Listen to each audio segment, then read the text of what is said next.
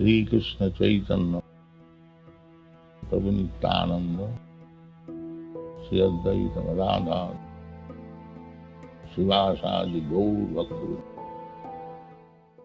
हरे कृष्ण कृष्ण कृष्ण हरे हरे, हरे राम राम राम हरे हरे। हरे कृष्ण कृष्ण कृष्ण हरे हरे, हरे राम राम हरे हरे। हरे कृष्ण कृष्ण कृष्ण हरे हरे, हरे राम राम हरे हरे। हरे कृष्ण कृष्ण कृष्ण हरे हरे, हरे राम राम हरे हरे। हरे कृष्ण कृष्ण कृष्ण हरे हरे, हरे राम राम हरे हरे। हरे कृष्ण कृष्ण कृष्ण हरे हरे, हरे राम राम हरे हरे। हरे कृष्ण कृष्ण कृष्ण हरे हरे, हरे राम हरे हरे। हरे कृष्ण कृष्ण कृष्ण हरे हरे, हरे राम हरे हरे। हरे कृष्ण कृष्ण कृष्ण हरे हरे, हरे राम हरे हरे। हरे कृष्ण कृष्ण कृष्ण हरे हरे, हरे राम हरे हरे। हरे कृष्ण कृष्ण कृष्ण हरे हरे, हरे राम हरे हरे। हरे कृष्ण कृष्ण कृष्ण हरे हरे, हरे राम हरे हरे। हरे कृष्ण कृष्ण कृष्ण हरे हरे, हरे राम हरे हरे। हरे कृष्ण कृष्ण कृष्ण हरे हरे, हरे राम हरे हरे। हरे कृष्ण कृष्ण कृष्ण हरे हरे, हरे राम हरे हरे। हरे कृष्ण कृष्ण कृष्ण हरे हरे, हरे राम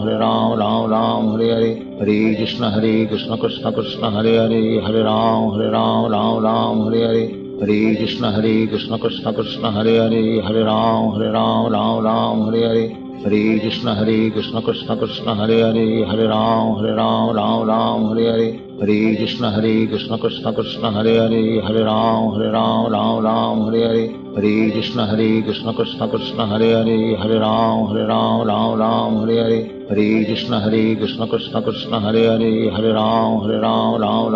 हरे। हरे कृष्ण कृष्ण कृष्ण हरे हरे, हरे राम हरे हरे। हरे कृष्ण कृष्ण कृष्ण हरे हरे, हरे राम हरे हरे। हरे कृष्ण कृष्ण कृष्ण हरे हरे, हरे राम हरे हरे। हरे कृष्ण कृष्ण कृष्ण हरे हरे, हरे राम हरे हरे। हरे कृष्ण कृष्ण कृष्ण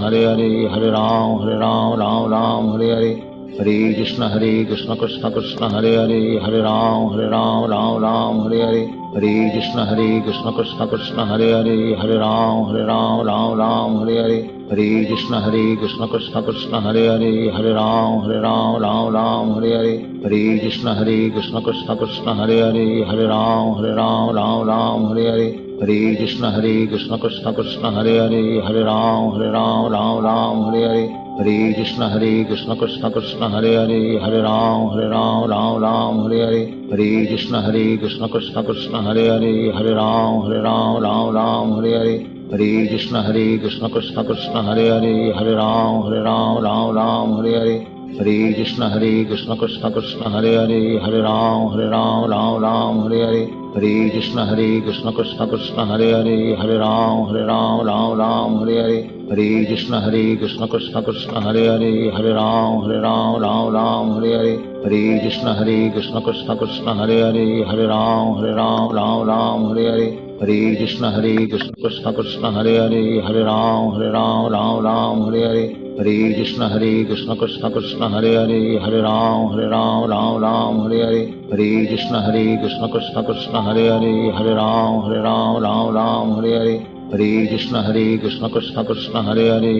राम हरे हरे।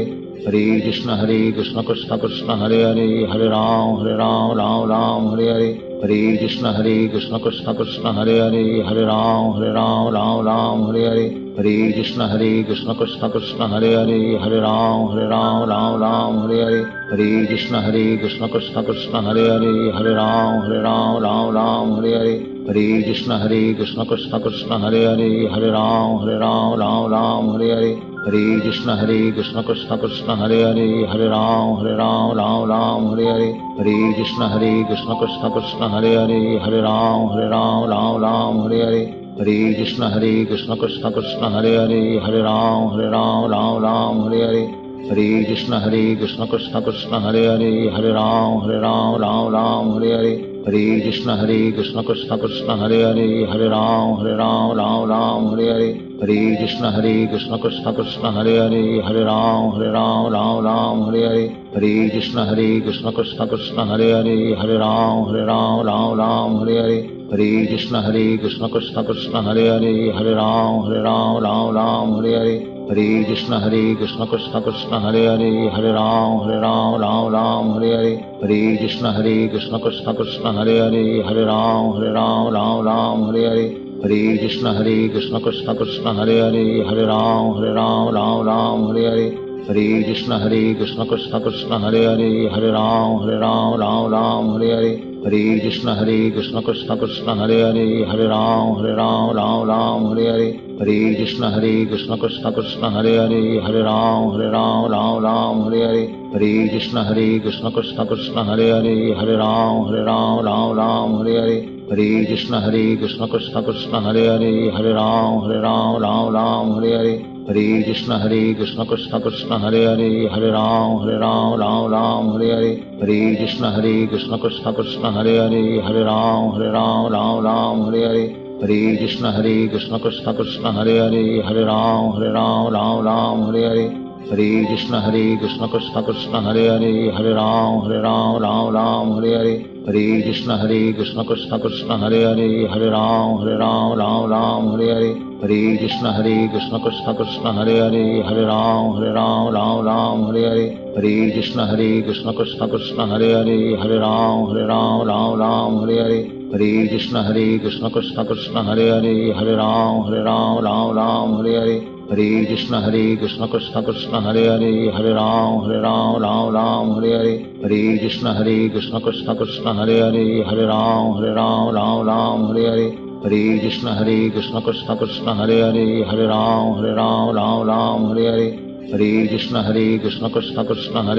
हरे राम हरे हरे, हरे कृष्ण कृष्ण कृष्ण हरे हरे, हरे राम हरे हरे, हरे कृष्ण कृष्ण कृष्ण हरे हरे, हरे राम हरे हरे, हरे कृष्ण कृष्ण कृष्ण हरे हरे, हरे राम हरे हरे, हरे कृष्ण कृष्ण कृष्ण हरे हरे, हरे राम हरे हरे, हरे कृष्ण कृष्ण कृष्ण हरे हरे, हरे राम हरे हरे, हरे कृष्ण कृष्ण कृष्ण हरे हरे, हरे राम हरे हरे, हरे कृष्ण कृष्ण कृष्ण हरे हरे, हरे राम हरे हरे, हरे कृष्ण कृष्ण कृष्ण हरे हरे, हरे राम हरे हरे, हरे कृष्ण कृष्ण कृष्ण हरे हरे, हरे राम हरे हरे, हरे कृष्ण कृष्ण कृष्ण हरे हरे, हरे राम हरे हरे, हरे कृष्ण कृष्ण कृष्ण हरे हरे, हरे राम हरे हरे, हरे कृष्ण कृष्ण कृष्ण हरे हरे, हरे राम हरे हरे, हरे कृष्ण कृष्ण कृष्ण हरे हरे, हरे राम हरे हरे, हरे कृष्ण कृष्ण कृष्ण हरे हरे, हरे राम हरे हरे, हरे कृष्ण कृष्ण कृष्ण हरे हरे, हरे राम हरे हरे, हरे कृष्ण कृष्ण कृष्ण हरे हरे, हरे राम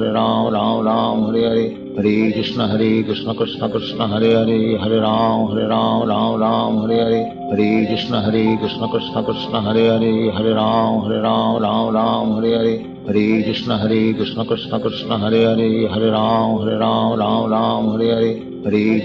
राम हरे हरे,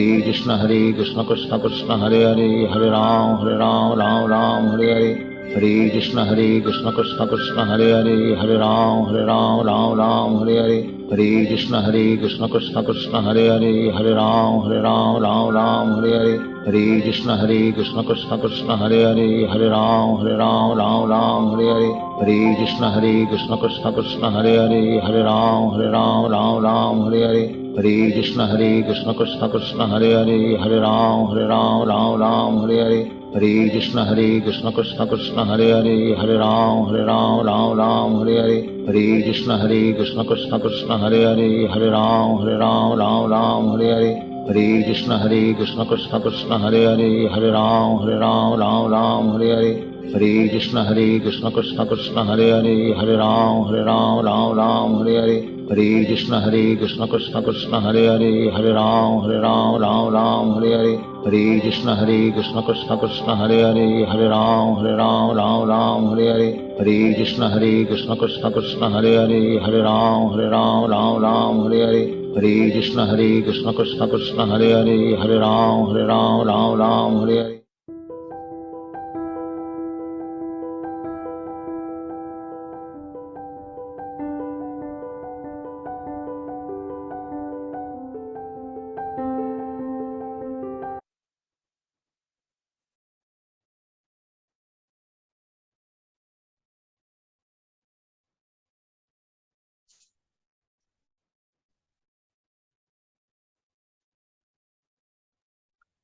हरे कृष्णा। हरे कृष्णा प्रभु जी। हरे कृष्णा हरे हरे कृष्णा। कृष्णा प्रभु जी। हरे कृष्णा प्रभु। हरे कृष्णा हरे कृष्णा।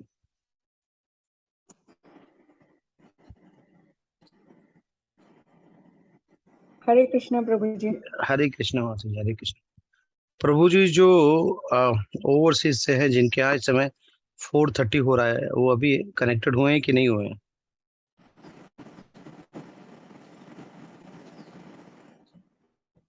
जो south America की तरफ से थे। ओम नमः भगवते वासुदेवाय। ओम नमः भगवते वासुदेवाय। ओम नमः भगवते वासुदेवाय। ओम अज्ञानतिमिरान्धस्य ज्ञानाञ्जन शलाकया चक्षुरुन्मिलितं येन तस्मै श्री गुरुवे नमः। नमो ओम विष्णुपदाय कृष्णपृष्ठाय भूतले श्रीमती भक्ति वेदांत स्वामिनिति नामिने। नमस्ते सरस्वती देवी गौरवाणी प्रचारिणे निर्विशेष शून्यवादी पाश्चात्य सितारिणे। ओम स्वास्ति श्री गणेशाय नमः। ओम स्वास्ति श्री राधे कृष्ण चरण कमलेभ्यो नमः। ओम स्वास्ति श्री गुरुचरण कमलेभ्यो नमः। ध्यानमूलम गुरुमूर्ति पूजामूलम गुरुपदम मंत्रमूलम गुरुवाक्य मोक्षमूलम गुरु कृपा। हे कृष्ण करुणा सिंधु दीन बंधु जगतपते गोपेश गोपिका कांत राधा कांत नमस्तुते। तप्त कांचन गौरांगी राधे वृंदावनेश्वरी प्लीज भानुसुते देवी प्रणमामि हरे प्रिय। नमो महावंदनाय कृष्ण प्रेम प्रदाय ते कृष्णाय कृष्ण चैतन्य नामने गौरत विषय नमः। जय श्री कृष्ण चैतन्य प्रभु नित्यानंद श्री अद्वैत गदाधर श्रीवासादि गौर भक्त वृंद। हरे कृष्ण कृष्ण कृष्ण हरे हरे, हरे राम राम राम हरे हरे। आप सभी का स्वागत है। कल हम सभी ने 9वां अध्याय पूरा किया और 9वां अध्याय पूरा करने के बाद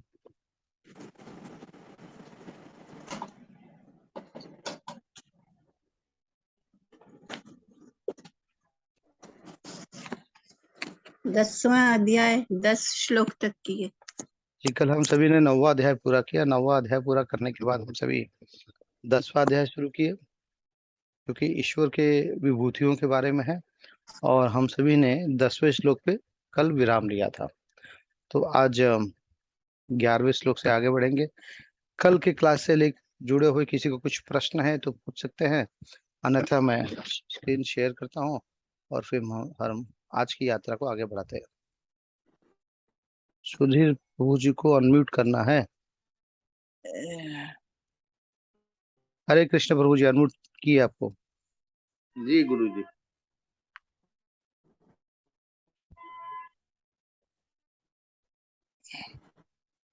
तो किसी को कोई प्रश्न नहीं है? अगर प्रश्न नहीं है तो फिर मैं हम सब आगे बढ़ें।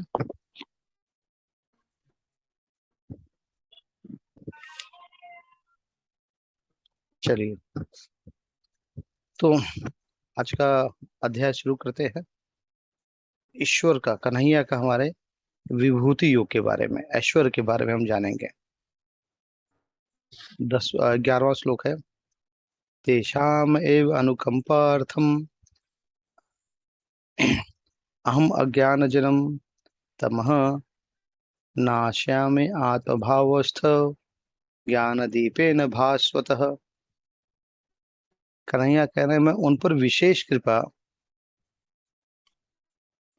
करने के हेतु उनके हृदय में वास करते हुए ज्ञान के प्रकाशमान दीपक के द्वारा अज्ञान जन अंधकार को दूर करता हूँ।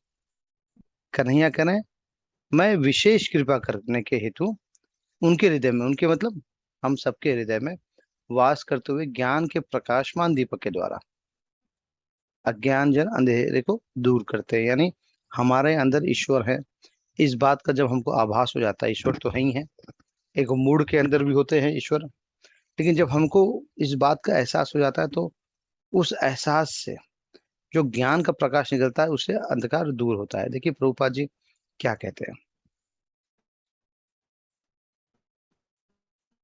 प्रभुपाद जी कहते हैं, जब भगवान चैतन्य बनारस में हरे कृष्ण के कीर्तन का प्रवचन कर रहे थे तो हजारों लोग उनका अनुसरण कर रहे थे। तत्कालिक बनारस के अत्यंत प्रभावशाली एवं विद्वान प्रकाशानंद सरस्वती उनको भावुक कहकर उनका उपहास करते थे। क्योंकि हकीकत है, हम जब हरे कृष्ण का जप करते हैं तो हम भावनाओं में बह के कहते हैं, आनंदित होकर करते हैं, तो लोगों को लगता है अरे इतना भावना में बहना चाहिए, तो उपहास करते थे। कभी कभी भक्तों की आलोचना दार्शनिक ये सोचकर करते हैं कि भक्तगण अंधकार में है और दार्शनिक दृष्टि से भोले भाले भावुक हैं, किंतु यह तथ्य नहीं है। देखिए जब आप ईश्वर के शरणागत होते हैं और ईश्वर के कीर्तन भजन पूजन लीलाओं में जब आप पूरा रस में डूब जाते हैं ना, तो स्वतः का ध्यान नहीं रहता है। और वही एक स्थिति है जो परमानंद की स्थिति होती है। आपको किसी से कुछ, कोई देख रहा है आपको, क्या सोचेगा आपके बारे में, ये सब विचार ही नहीं होते। क्यों? हम तो उनको दिखाना चाहते हैं, किसको? जो दुनिया को देख रहे हैं, किसी और को दिखाना ही नहीं चाहते हैं। ईश्वर प्रसन्न हो जाए, यही हमारा तो उद्देश्य होता है। हम उनकी प्रसन्नता के लिए सब कार्य करते हैं, भौतिक प्रसन्नता के लिए कार्य नहीं करते हैं हम। तो लोग हमारा उपहास उड़ाने ही दीजिए। आप देखिए वृंदावन में जाएंगे, कितने सारे आपको लोग मिल जाएंगे जो रोड पे चलते फिरते हरि कीर्तन करते हुए दिखेंगे। तो क्या उन्हें लाज आती है, शर्म आती है? नहीं आती। क्यों? अरे ईश्वर के कीर्तन करने में लाज शर्म किस बात का? कोई चोरी तो कर नहीं रहे, कोई डकैती तो डाल नहीं रहे, ईश्वर का नाम ले रहे हैं ना। ईश्वर का नाम लेने में तो आनंद ही आनंद है, किसी प्रकार का कोई संशय होना ही नहीं चाहिए इसमें। और हमें क्या कोई देखेगा, हमारे बारे में कोई क्या सोचेगा, इस विचार में हम रहेंगे तब कीर्तन किसका? तब तो हम दिखावा कर रहे हैं। 12वां और 13वां 2 श्लोक है, ये मैं कर लेता हूँ।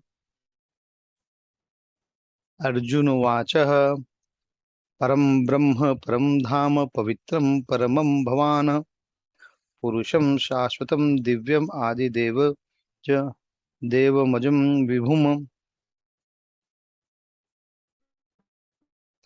आहुस्त्वाम ऋषय सर्वे देवऋषि नारदस्तथा असितो देवलो व्यास स्वयं चैव ब्रवीषि में। अब यहाँ देखिए अर्जुन समर्पण कर रहे हैं, मान रहे हैं कन्हैया की बातों को। अभी तक कृष्ण बोले, अब अर्जुन क्या कह रहे हैं देखिए। अर्जुन मानने लग गया कि आप जो कह रहे हैं सत्य है, आप ही परम ब्रह्म है, आप ही तो परम धाम है, आपसे पवित्र कोई है ही नहीं। क्या कह रहे हैं देखिए। अर्जुन ने कहा, आप परम भगवान, परम धाम, परम पवित्र, परम सत्य है। यानी आपसे बड़ा कोई सत्य नहीं है। सत्य की परिभाषा आप ही हैं, और आपको छोड़ के सब क्या है? असत्य है। एक आप ही सत्य है, बाकी सब असत्य है। आप नित्य हैं, दिव्य हैं, आदि पुरुष है, अजन्मा तथा महानतम है। आपसे कोई पहले हुआ ही नहीं है। आप क्या है? पुरातन है, सबसे पुराने आप हैं, आपसे कोई पुराना नहीं है। यानी आप इतने पुराने हैं लेकिन फिर भी क्या है? एकदम नवीन है एकदम। आप जैसा नवयुवक कोई है ही नहीं, और आप जैसा कोई पुराना भी नहीं है। नारद, असी देवल तथा व्यास जैसे ऋषि आपके इस सत्य की पुष्टि करते हैं, और अब आप स्वयं भी मुझसे प्रकट कर रहे हैं। यानी आप कह रहे हैं तो कोई संशय बचा ही नहीं है। आपने कहा तो मैं इस तथ्य को मान लिया मैंने। ये प्रभुपाद जी क्या कह रहे हैं। इस अध्याय के 4 महत्वपूर्ण श्लोकों को सुनकर अर्जुन की सारी शंकाएं जाती रहीं, और उसने कृष्ण को भगवान स्वीकार कर लिया, यानी मान लिया कि आप ही सत्य है। उसने तुरंत ही उद्घोष किया कि आप पर ब्रह्म है, आपसे बढ़कर कोई नहीं है। जो किसी और को माने आपसे बड़ा, वो क्या है? अज्ञानी है, निपट मूर्ख है। मैं सुनी सुनाई बातें नहीं कर रहा हूं, आप तो स्वयं कह रहे हैं, तो मैं आपकी बातों को मान रहा हूं। इसके पूर्व कृष्ण कह चुके हैं कि प्रत्येक वस्तु तथा प्रत्येक प्राणी के आदि कारण है, यानी कन्हैया ने स्वयं कहा है कि मैं कारणों का कारण हूं, मैं सबका उद्गम हूं। चाहे ऋषि हो, चाहे महर्षि हो, चाहे चार कुमार हो, सप्तऋषि हो, ये ब्रह्मांड सबका उद्गम मुझसे हुआ है, प्रकृति का उद्गम मुझसे हुआ है।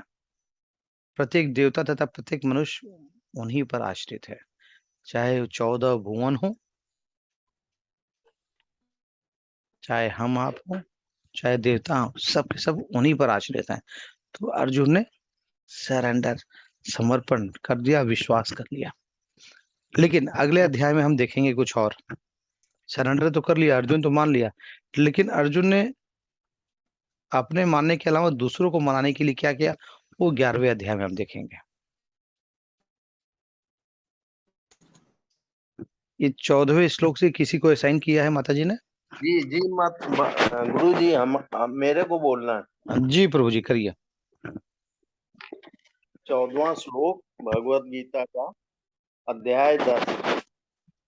सर्वमेतद्रतं मन्ये यन्मां वदसि केशव, नहि ते भाग्यवन्तव्यक्तिं विदुर विदुर्देवान दानवा। हे श्री कृष्ण, आपने मुझसे जो कुछ कहा है उसे मैं पूर्णतया सत्य मानता हूँ। हे प्रभु, न तो देवतागण न असुरगण ही आपके स्वरूप को समझ सकते हैं। हरे कृष्ण। हरे कृष्ण। देखिए, मैं तो आपसे कहता हूँ ना कि कृष्ण को समझने का क्षमता सिर्फ और सिर्फ कृष्ण में ही है, कोई और नहीं समझ सकता। हम आप चाह के भी लाख प्रयास कर लें, लेकिन नहीं समझ पाएंगे। कृष्ण ने ऐसा क्यों किया, कृष्ण ने वैसा क्यों किया, हम इसी में उलझ जाते हैं, क्योंकि वो कृष्ण है, क्यों कर रहे हैं वो हमें आपको समझ में नहीं आएगा। कन्हैया, अर्जुन क्या कर रहे हैं? हे कन्हैया, आपने मुझसे जो कुछ कहा है मैं उसे पूर्णतः सत्य मानता हूँ। हे प्रभु, ना तो देवता गण न असुरगण ही आपके स्वरूप को समझ सकते हैं, कोई नहीं समझ सकता। देखिए प्रभुपाद जी क्या कह रहे हैं।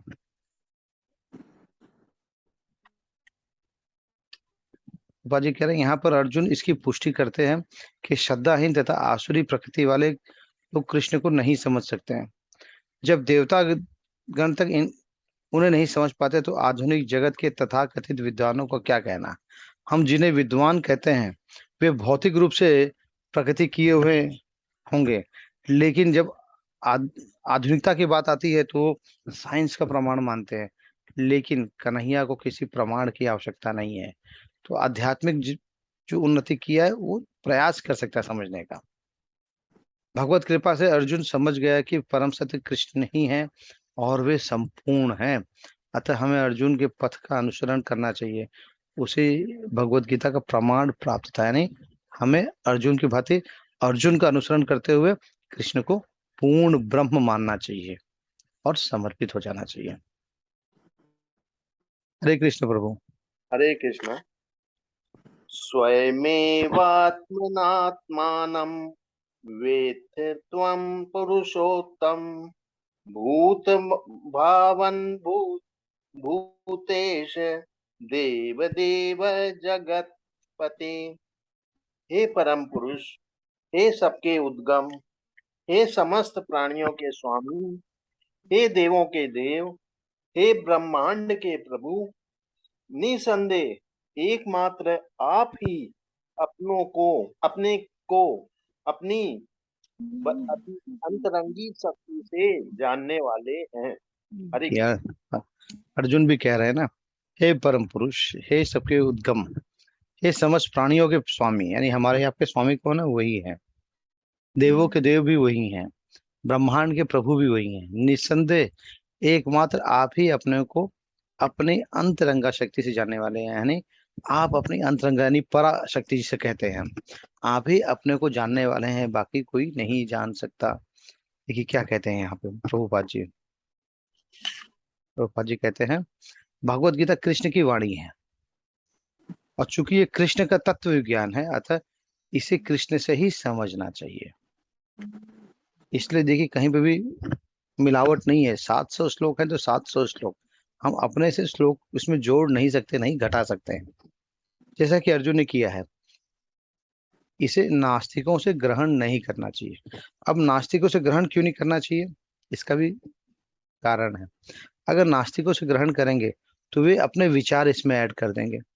नास्तिक ईश्वर पे विश्वास नहीं करते हैं, तो जो ईश्वर पे विश्वास नहीं करता वो ईश्वर के बारे में क्या बता पाएगा। इसलिए जब भगवत गीता हम पढ़ते हैं तो किसकी पढ़ रहे हैं वो बहुत जरूरी है। हमें भगवत गीता हमेशा एक भक्त की पढ़नी चाहिए। नास्तिकों की पढ़ेंगे तब तो हम खुद और भटक जाएंगे, क्योंकि वो स्वयं भटका हुआ है और दूसरे को भी भटका देंगे। तो कभी भी भक्त का ही पढ़ना चाहिए। इसके लिए हम प्रभुपाद की भगवत गीता का अनुसरण करते हैं, क्योंकि वो शुद्ध भक्त है। हरे हरे कृष्णा। कृष्ण। हरे कृष्ण प्रभु। वक्तुर्महस्य शेषेण दिव्याः विभूतयः या विभूतिर्लोका।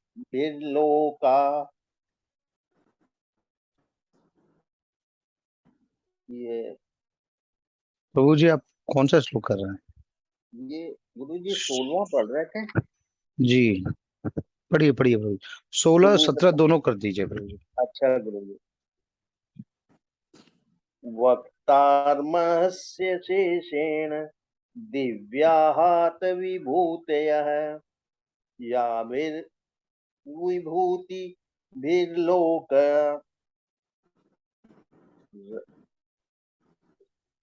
रक्तस्य व्याप्त तिष्ठति से उसका आशय है, कृपा करके विस्तार पूर्वक मुझे अपने उन दैवी ऐश्वर्यों को बताएं जिनके द्वारा आप इन समस्त लोकों में व्याप्त हैं। 17वां श्लोक है। हम विद्यामहं योगिम अस्त्वां सदा परिचिन्तयन् केषु केषु च भावेषु चिन्तयोऽपिसि भगवन् मया। हे श्री कृष्ण, हे परम योगी, मैं किस तरह आपका निरंतर चिंतन करूं और आपको कैसे जानूं। हे भगवान, आपका स्मरण किन किन रूपों में किया जाए। हरे कृष्णा गुरु जी। हरे कृष्ण। देखिए 16वें श्लोक में क्या कह रहे हैं, या भी विभूति भी लोकान ईमान त्वम व्याप्य तिष्ठति। यानी कह रहे हैं कि थोड़ा मुझे समझाइए, बताइए कि आप कैसे व्याप्त हैं। यानी क्या कह रहे हैं अर्जुन, कृपया करके विस्तार पूर्वक मुझे अपने उन दैवी ऐश्वर्य को बताएं जिनके द्वारा आप इन समस्त लोकों में व्याप्त हैं। यानी आप हर जगह हैं, लेकिन जरा अपने ऐश्वर्य के बारे में, दैवी ऐश्वर्य के बारे में बताइए। फिर इसके साथ साथ क्या कहते हैं, हे कृष्ण, हे परम योगी, मैं किस तरह आपका निरंतर चिंतन करूं और आपको कैसे जानूं। यानी मुझे ये भी बताइए कि मैं आपका किस प्रकार चिंतन करते रहूं और किस प्रकार आपको जानने का प्रयास करूं। हे भगवान, आपका स्मरण किन किन रूपों में किया जाए। यानी मैं आपको किन किन रूपों में देख सकता हूँ, किन किन रूपों में स्मरण कर सकता हूँ। यानी कन्हैया के एक रूप नहीं है। भागवत में हमने 24 अवतारों के बारे में पढ़ा है, लेकिन अगर उसकी व्याख्या की जाए तो कन्हैया के बहुत अवतार हैं। कुछ कला अवतार है, कुछ पूर्ण अवतार है, कुछ अंश अवतार है, कुछ रूप अवतार है, बहुत सारे अवतार हैं। तो कन्हैया किस रूप में आते हैं, कभी भक्त के रूप में आ जाते हैं, कभी ईश्वर के रूप में आते हैं, कैसे आते हैं हम नहीं जान सकते। तो जरा बताइए। कौन पूछ रहा है, अर्जुन स्वयं कृष्ण से। तो यहाँ पे डायरेक्ट संवाद हो रहा है, कोई वाया वाया नहीं हो रहा है। हरे कृष्ण प्रभु। हरे हरे कृष्णा। कृष्ण। 18वां किसी और को पढ़ना होगा या मैं पढ़ूं? विस्तरेणात्मनो योगम पढ़ रही माता जी। विभूतिं च जनार्दन भूय कथय तृप्तिर्हि शृण्वतो नास्ति मे मृतम्। हे जनार्दन, आप पुनः विस्तार से अपने ऐश्वर्य तथा योग शक्ति का वर्णन करें। मैं आपके विषय में सुनकर कभी तृप्त नहीं होता हूँ, क्योंकि जितना ही आपके विषय में सुनता हूँ उतना ही आपके शब्द अमृत को चखना। देखिए, यही है एक्चुअल में भक्तों की लक्षण। भक्त ऐसी होते, कितना भी कृष्ण के बारे में बताइए, सुनने में बड़ा अच्छा आता है। जैसे एक पिता है, पिता के सामने आप बच्चे की बड़ी तारीफ करिए, पिता एकदम खुश हो जाएगा, आनंदित हो जाएगा। क्यों? उसके बेटे की तारीफ हो रही है। वैसे ही एक भक्त के सामने ईश्वर की लीलाओं का कथन करेंगे, कीर्तन करेंगे, भजन करेंगे, तो इतना आनंद आएगा, थोड़ा और थोड़ा और थोड़ा और, यानी समाप्त ना हो ऐसा लगता है। तो क्या कह रहे हैं? हे जनार्दन, आप पुनः विस्तार से अपने ऐश्वर्य तथा योग शक्ति का वर्णन करें। मैं आपके विषय में सुनकर कभी तृप्त नहीं होता हूँ, क्योंकि जितना ही आपके विषय में सुनता हूँ उतना ही आपके शब्द अमृत को चखना चाहता हूँ। यानी सुन रहा हूँ तो लगता है कि और सुनते जाऊं। ये इंद्रियां जो हैं हमेशा अतृप्त रहती हैं, कभी तृप्ति नहीं होती है। लेकिन जब आपके बारे में सुनने के लिए, देखने के लिए मिलता है, तो इन दो आंखों से कितना देखूं, इन दो कानों से कितना सुनूं, लगता है कि थोड़ा और थोड़ा और। क्या कह रहे हैं? देखिए यहाँ पे प्रभुपाद, उत्तम स्तुति द्वारा प्रशंसित कृष्ण की दिव्य लीलाओं का निरंतर श्रवण करते हुए कभी तृप्ति नहीं होती। और आप भागवत देखेंगे, भागवत में भी यही है, ईश्वर की जो है स्तुति भरपूर की गई है। ईश्वर की स्तुति ही तो मेन है। हम जब आरती करते हैं तो क्या करते हैं? आरती भी तो स्तुति है। चाहे भगवत गीता की आरती करें, चाहे राधा जी की करें, चाहे कृष्ण की करें, सब क्या है? स्तुति तो है। और क्या? तो जितनी स्तुति करें, जितने उनकी लीलाओं का वर्णन करें, जिनकी, सब कम ही है। हरे कृष्ण माता जी। माता हरे जी, कृष्ण। 19 और 20 दोनों कर लीजिएगा। अंतते कथयिष्यामि दिव्या ह्यात्मविभूतया प्राधान्यता कुरु श्रेष्ठ नास्त्यन्तो विस्तरस्य मे गुडाकेश सर्वभूताशय स्थितः अहमादिश्च मध्यम च भूतानामन्तम् अंत एव च।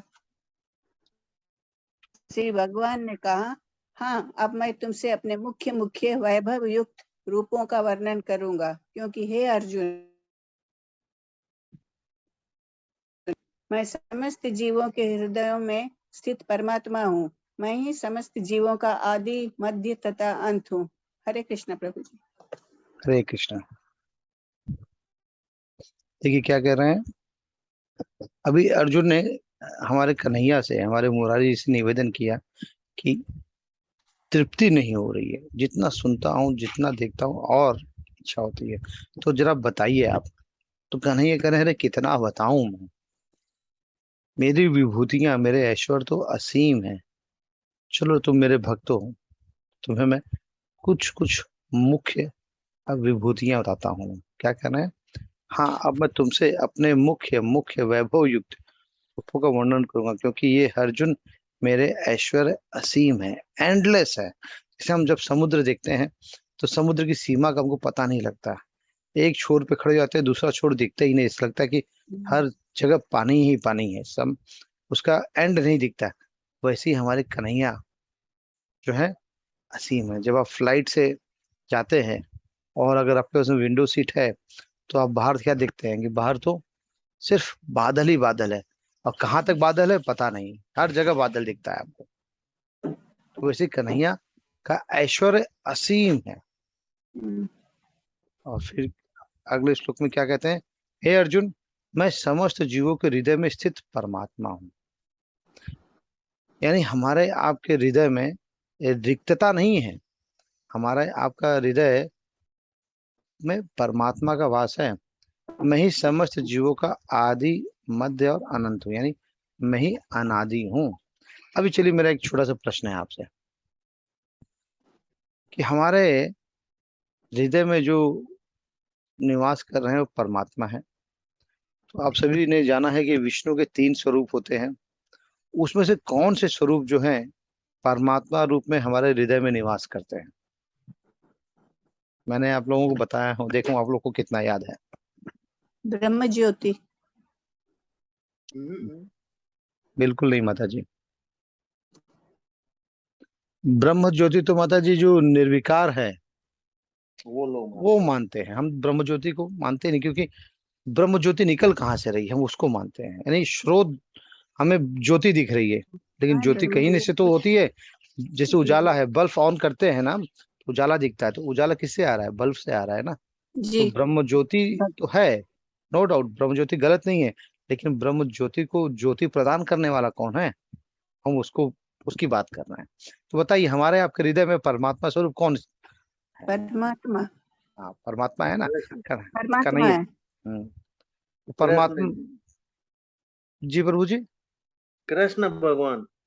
कृष्ण भगवान तो परमात्मा ही है, परमात्मा है। लेकिन विष्णु के 3 स्वरूप मैंने बताए हैं आप लोगों जी जी, गर्भोदय और शिरोधाय, को। ये कहो। कर्णमस्की।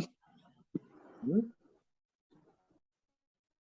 चलिए, गर्भोदय आप लोगों ने 3 तो नाम बताया है, कर्णोदक्षाय विष्णु, शिरोदक्षाय विष्णु और गर्भोदक्षाय विष्णु। ये विष्णु के 3 प्रकार हैं।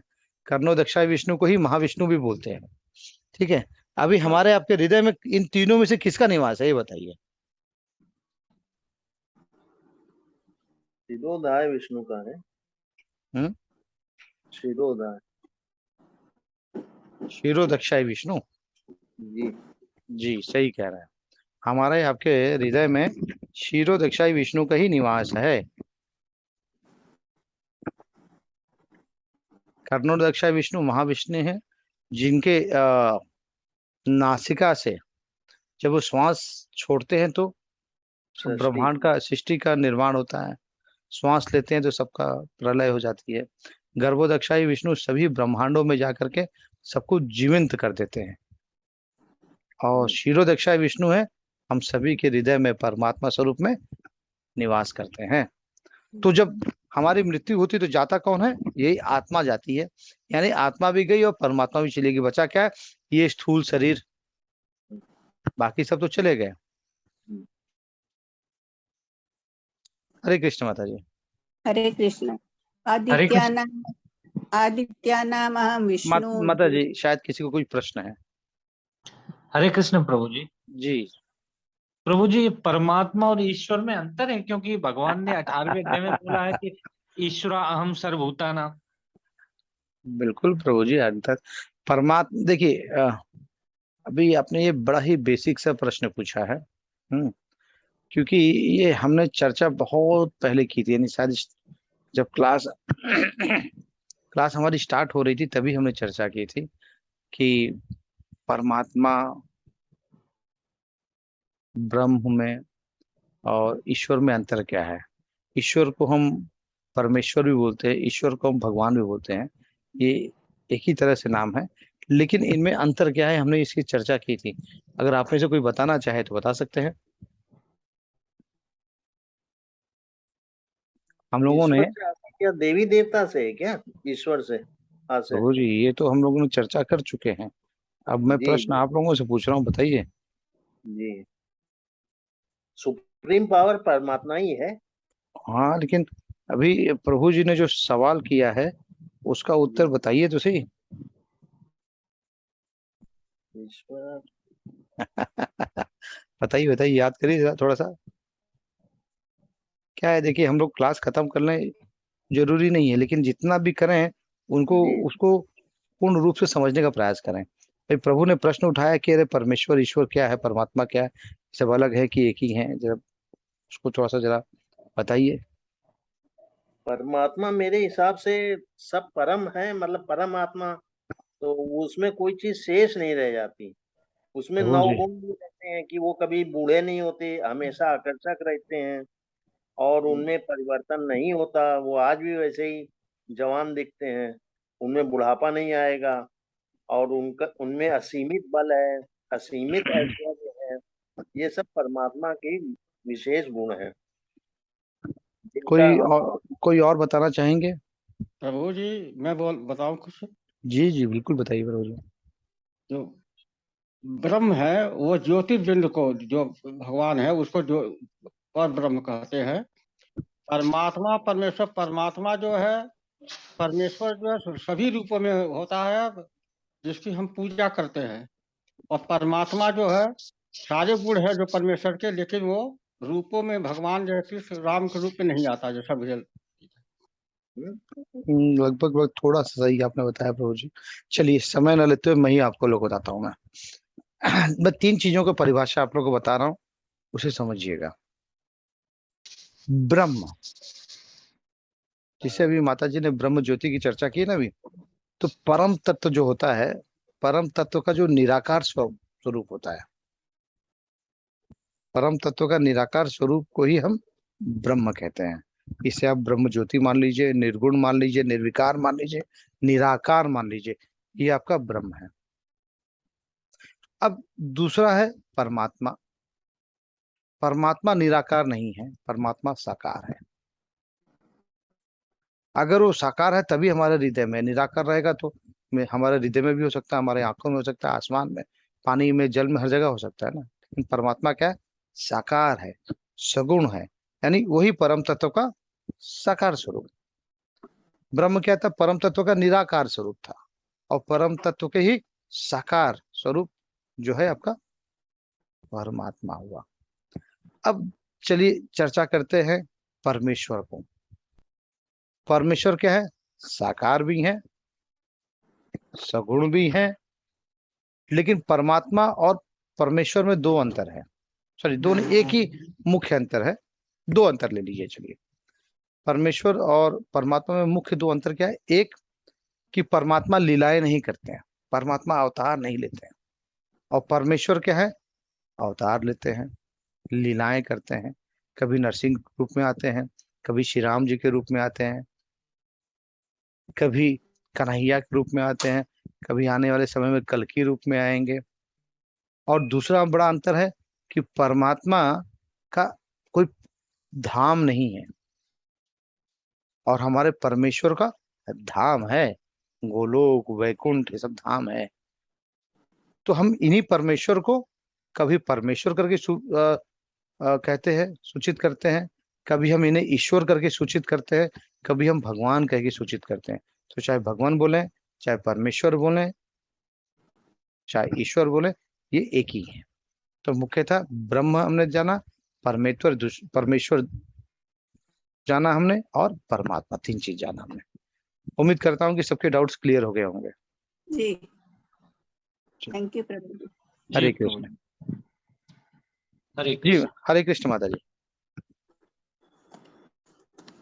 आदित्यानामहं विष्णु ज्योतिषां रविरंशुमान् मरीचिर्मरुतामस्मि नक्षत्राणामहं शशि। मैं आदित्यों में विष्णु, प्रकाशों में तेजस्वी सूर्य, मरुतों में मरीचि तथा नक्षत्रों में चंद्रमा हूँ। हरे कृष्ण प्रभु जी। हरे कृष्ण। देखिए, अभी कन्हैया ना अपने विभूतियों के बारे में बता रहे हैं कि मैं किसमें क्या हूँ। कन्हैया स्वयं बता रहे हैं कि अरे, जो प्रकाश देख रहे हो ना, प्रकाश में सबसे ज्यादा तेजवान कौन है? सबसे ज्यादा प्रकाशित कौन होता है? सूर्य। तो मैं सूर्य हूँ। मरुतों में क्या हूं? मैं मरीचि हूँ। नक्षत्रों में क्या हूं? मैं चंद्रमा हूँ। आदित्यों में कौन हूं? मैं विष्णु। यानी बता रहे हैं अपने विभूति और अपने ऐश्वर्य के बारे में। माता जी 22 और 23 दोनों साथ में कर लीजिए। सामवेदोऽस्मि देवानामस्मि वासवः इन्द्रियाणां मनश्चास्मि भूतानामस्मि चेतना रुद्राणां शङ्करश्चास्मि वित्तेषु यक्षरक्षसां वसूनां पावकश्चास्मि शिखरिणामहं। तात्पर्य, सॉरी, मैं वेदों में सामवेद हूँ, देवों में स्वर्ग का राजा इंद्र हूँ, इंद्रियों में मन हूँ, जीवनी शक्ति चेतना हूँ। मैं समस्त रुद्रों में शिव हूँ, यक्षों तथा राक्षसों में संपत्ति का देवता कुबेर हूँ, वसुओं में अग्नि हूँ, और समस्त पर्वतों में। देखिए, अब यहाँ पे कन्हैया जो है ना, हमें अपने विभूति को बता रहे हैं। अब जैसे हमें ये 5 उंगलियां दिखाते हैं, तो 5 उंगलियों में सबसे मुख्य उंगली कौन सी है बताइए? अंगूठा है। ऐसे जो सबका अपना अपना रोल है, एक भी उंगली कम हो जाए तो तकलीफ हो जाएगी। प्रॉब्लम आ जाएगा। लेकिन फिर भी सबसे मुख्य अंगूठा है। तो कन्हैया ऐसे ही अपने विभूति बता रहे हैं कि जो सबसे मुख्य आप समझते हैं ना, वो मुख्य मैं हूँ। क्या बता रहे हैं? वेदों में मैं साम वेद हूँ, वेदों में मैं साम वेद हूँ, देवों में मैं स्वर्ग का राजा इंद्र हूं। मैं बृहस्पति देव, मंगल देव, बुध देव नहीं हूं। मैं क्या हूँ? देवताओं का राजा हूँ, इंद्र हूँ। और इंद्रियों में अलग अलग इंद्रियां हैं, ज्ञान इंद्रिय, कर्म कर्म इंद्रिय अलग अलग हैं। तो कह रहे हैं मैं उन इंद्रियों का क्या हूं? मैं मन हूं। तथा समस्त जीवों में जीवन शक्ति यानी कॉन्शियसनेस, जिसे हम कहते हैं चेतना हूं। यानी यही चेतना निकल गई तो हम सबसे भी शून्य हो जाते हैं, वही है। फिर कह रहे हैं मैं समस्त रुद्रों में शिव हूँ। यानी जितने रुद्र हैं उसमें क्या हूं? मैं शिव हूँ। यक्षों तथा राक्षसों में मैं संपत्ति का देवता कुबेर हूँ। वसुओं में कौन हूं? मैं अग्नि हूँ। और समस्त पर्वतों में क्या हूं? मैं मेरु हूँ। यानी अपनी विभूति बता रहे हैं। हरे कृष्ण।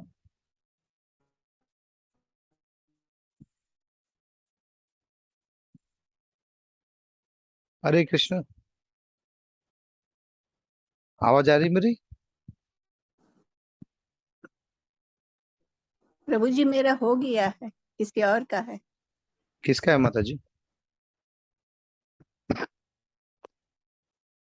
जरा वो चार्ट देख के व्हाट्सएप में देख के बताइए किसका है।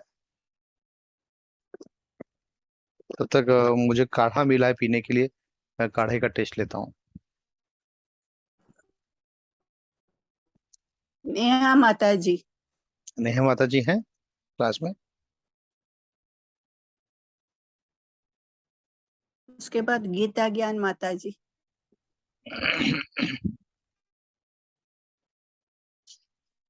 नेहा माता जी क्लास में शायद नहीं है। तो कोई और पढ़े या फिर मैं पढ़ूं? मैं कहूँ प्रभु ठीक माता जी, करिए, कोई दिक्कत नहीं। जी। पुरोदकं च मुख्यं मा विधि का पार्थ बृहस्पतिं सेनानी नामं स्कंदा सरसामस्मि सागरा। हे अर्जुन, मुझे समस्त पुरोहितों में मुख्य पुरोहित बृहस्पति जानो। मैं ही समस्त सेना नायकों में कार्तिकेय हूँ और समस्त जलाशयों में समुद्र हूँ। यानी देखिए क्या बता रहे हैं कि मैं पुरोहितों में सबसे मुख्य पुरोहित कौन? बृहस्पति हूँ। आप बताएंगे पुरोहित का अर्थ क्या होता है?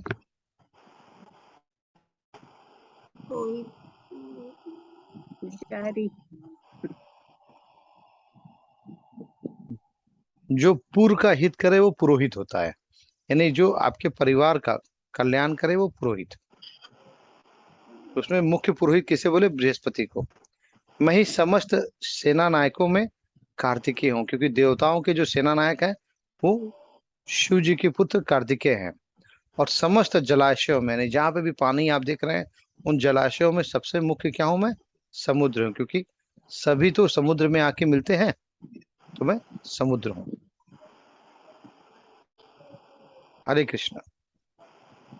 महर्षीणां भृगुरहं गिरां सम्यकमक्षरं यज्ञानां जप यज्ञोऽस्मि स्थावराणां हिमालय। मैं महर्षियों में भृगु हूँ, वाणी में दिव्य ओंकार हूँ, समस्त जगहों में पवित्र नाम का कीर्तन जप तथा समस्त अचलों में हिमालय हूँ।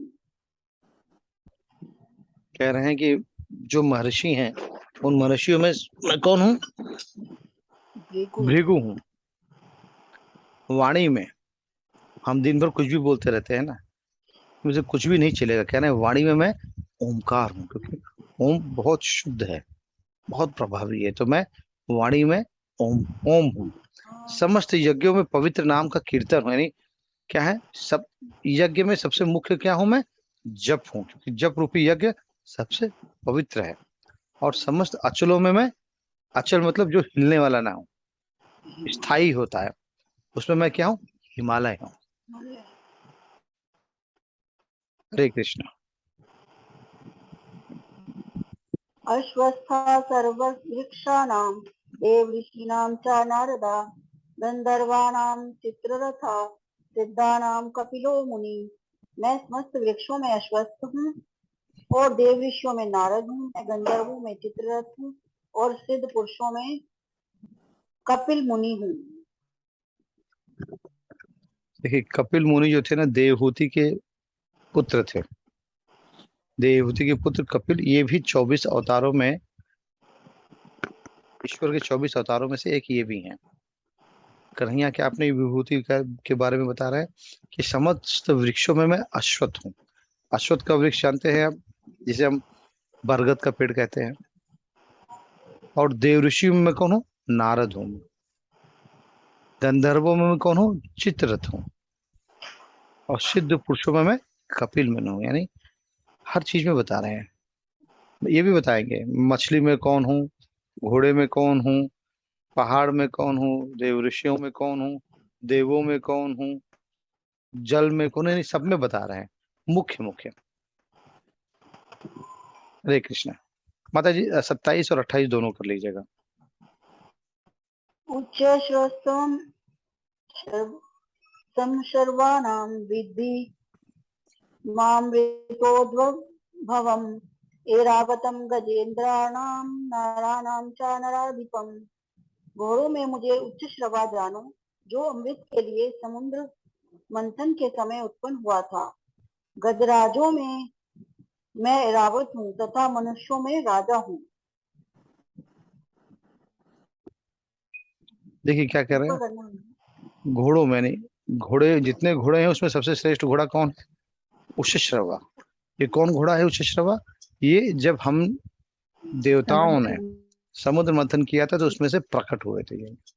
तो अमृत के लिए समुद्र मंथन के समय उत्पन्न हुए ये घोड़े हैं। तो उच्छश्रवा घोड़ा हूं मैं। गजराज यानी हाथी की बात हो रही है। हाथी में कौन हूं मैं? ऐरावत हूं मैं। और मनुष्य में कौन हूं मैं? साधारण मनुष्य नहीं, मैं राजा हूं मैं।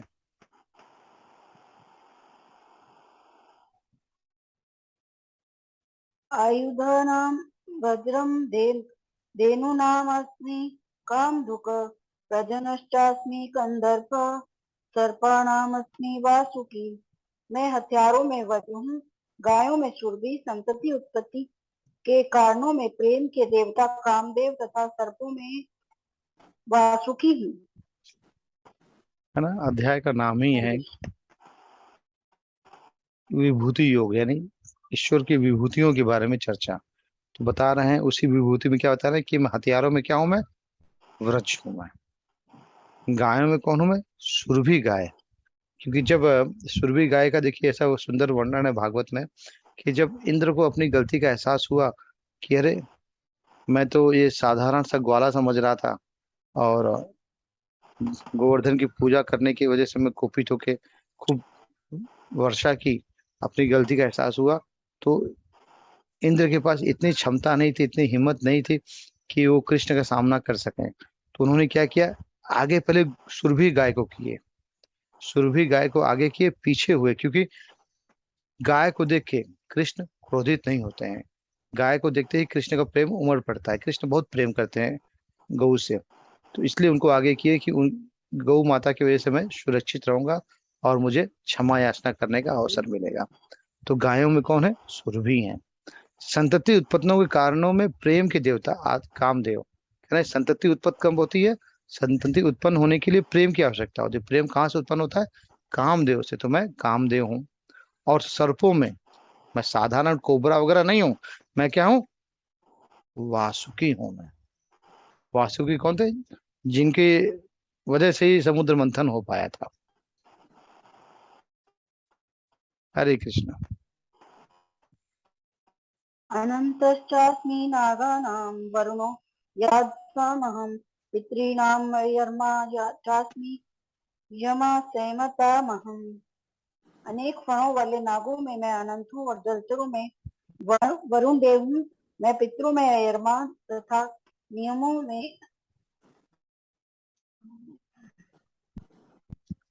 के निर्वाहकों में मैं मृत्यु राज यम हूँ। क्या करें, अनेक फणों वाले नागों में मैं अनंत हूँ और जलचरों में वरुण देव हूँ।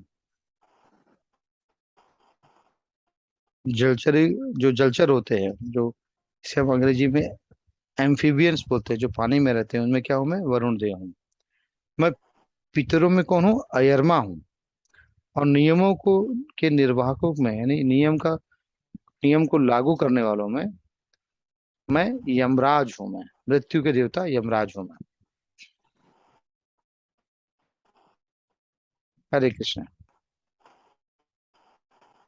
प्रह्लाद च अस्मि दैत्यानां काल कल्यातमहं मृगाणां च मृगेन्द्रोऽहं वैन्ते अश्च पक्षिणां। दैत्यों में मैं भक्तराज प्रहलाद हूँ, दमन करने वालों में मैं काल हूँ, पशुओं में सिंह हूँ, पक्षियों में मैं गरुड़ हूँ।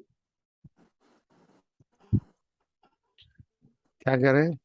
दैत्यों में भक्तराज प्रहलाद हूं, यानी प्रहलाद जो इतने बड़े भक्त है ईश्वर के, एक्चुअल में क्या है? दैत्यराज ही है ना। दैत्य के पुत्र थे, दैत्य के पुत्र दैत्य ही होंगे। लेकिन क्या है, दैत्यों में भी कौन है? वो प्रहलाद। अब भागवत में बड़ी सुंदर स्तुति है प्रहलाद महाराज की। दमन करने वालों में मैं काल हूँ, पशुओं में मैं कौन हूँ? सिंह हूँ, और पक्षियों में मैं गरुड़ हूँ। ठीक है, इस प्रभुपाद ने बड़ी सुंदर बताई हैं। दिति और अदिति दो बहनें थी। अदिति के पुत्र आदित्य कहलाते हैं और दिति के दैत्य। सारे आदित्य भगवत भक्त निकले और सारे दैत्य नास्तिक निकले। यद्यपि प्रहलाद का जन्म दैत्य कुल में हुआ था, किंतु वे बचपन से ही परम भक्त थे। अपनी भक्ति तथा दैवी गुण कारण वे कृष्ण के प्रतिनिधि माने जाते हैं। इसकी भी बड़ी लंबी इस कहानी है कि क्यों दिति के पुत्र नास्तिक हो गए। कश्यप की कश्यप की और भी पत्नी थी, लेकिन ये दोनों बहनें थी। कौन? दिति अदिति। अब जाने जी, वो चर्चा यहाँ नहीं कहते हैं क्योंकि थोड़ा सा ऑफ द ट्रैक हो जाएगा।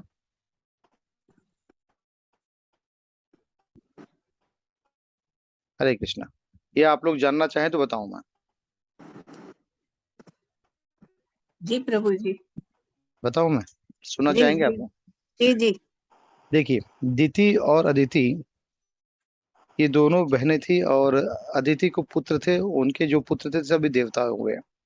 अदिति के पुत्र बड़े भगवत भक्ति करते थे और दिति को संतान थी ही नहीं। तो कश्यप ऋषि से उन्होंने निवेदन किया। बहुत एक समय ऐसा आया कि दिति के अंदर काम की उत्पत्ति बहुत ज्यादा हुई, बहुत ज्यादा लस्ट इनके अंदर आया। तो कश्यप से निवेदन करने लगी कि मुझे संतति चाहिए, पुत्र चाहिए। तो कश्यप ने बोला कि देखिए, आप जिस समय निवेदन कर रही है संध्या का समय है, शाम के समय जो है सहवास करना उचित नहीं होता है, इसका फल अच्छा नहीं होता है। लेकिन उस समय दिति को कुछ सूझ नहीं रहा था। वो जबरदस्ती कश्यप ऋषि को पकड़ लिए। अब कश्यप ऋषि को पकड़ ली तो कश्यप ऋषि को उनका निवेदन स्वीकार करना पड़ा। और जब निवेदन स्वीकार किया उसके बाद में जब सहवास हुआ, उसके बाद में सहवास खत्म होने का जब अपने अपने ध्यान में लग गए कश्यप ऋषि, तब इनको बड़ा ही ग्लानि हुई दिति को कि मैंने अनुचित व्यवहार किया अपने पति के साथ में। ये प्रेम से होना चाहिए था, डिमांड से सहवास नहीं होता है, जबरदस्ती सहवास नहीं होता है। और मेरे पति ने कहा था कि शाम का समय इन सब चीजों के लिए नहीं होता है। तो इन्होंने ग्लानि में आके जाके पति से क्षमा मांगी। तो बोले अब क्षमा तो नहीं हो पाएगा, क्योंकि जो होना था हो गया। क्योंकि तुम्हारे गर्भ से दो ऐसे पुत्र पैदा होंगे जो कि देवताओं के हमेशा विरोध में रहेंगे, और उनको मारने के लिए स्वयं नारायण को आना पड़ेगा। लेकिन तुमको एक अच्छी बात बताता हूँ कि तुम इन्हीं बच्चों, जो बच्चे तुमसे उत्पन्न होंगे, इन्हीं के कुल में एक ऐसा भी बच्चा पैदा होगा जो ईश्वर का बहुत ही प्रकांड भक्त होगा। इसके बारे में हम चर्चा कर रहे हैं। प्रहलाद जी। हरे कृष्ण। हरे कृष्ण प्रभु।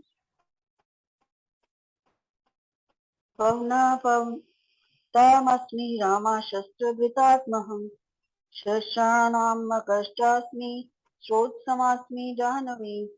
मस्त पवित्र करने वालों में मैं वायु हूँ, शस्त्रधारियों में राम, मछलियों में मगर, नदियों में गंगा हूँ।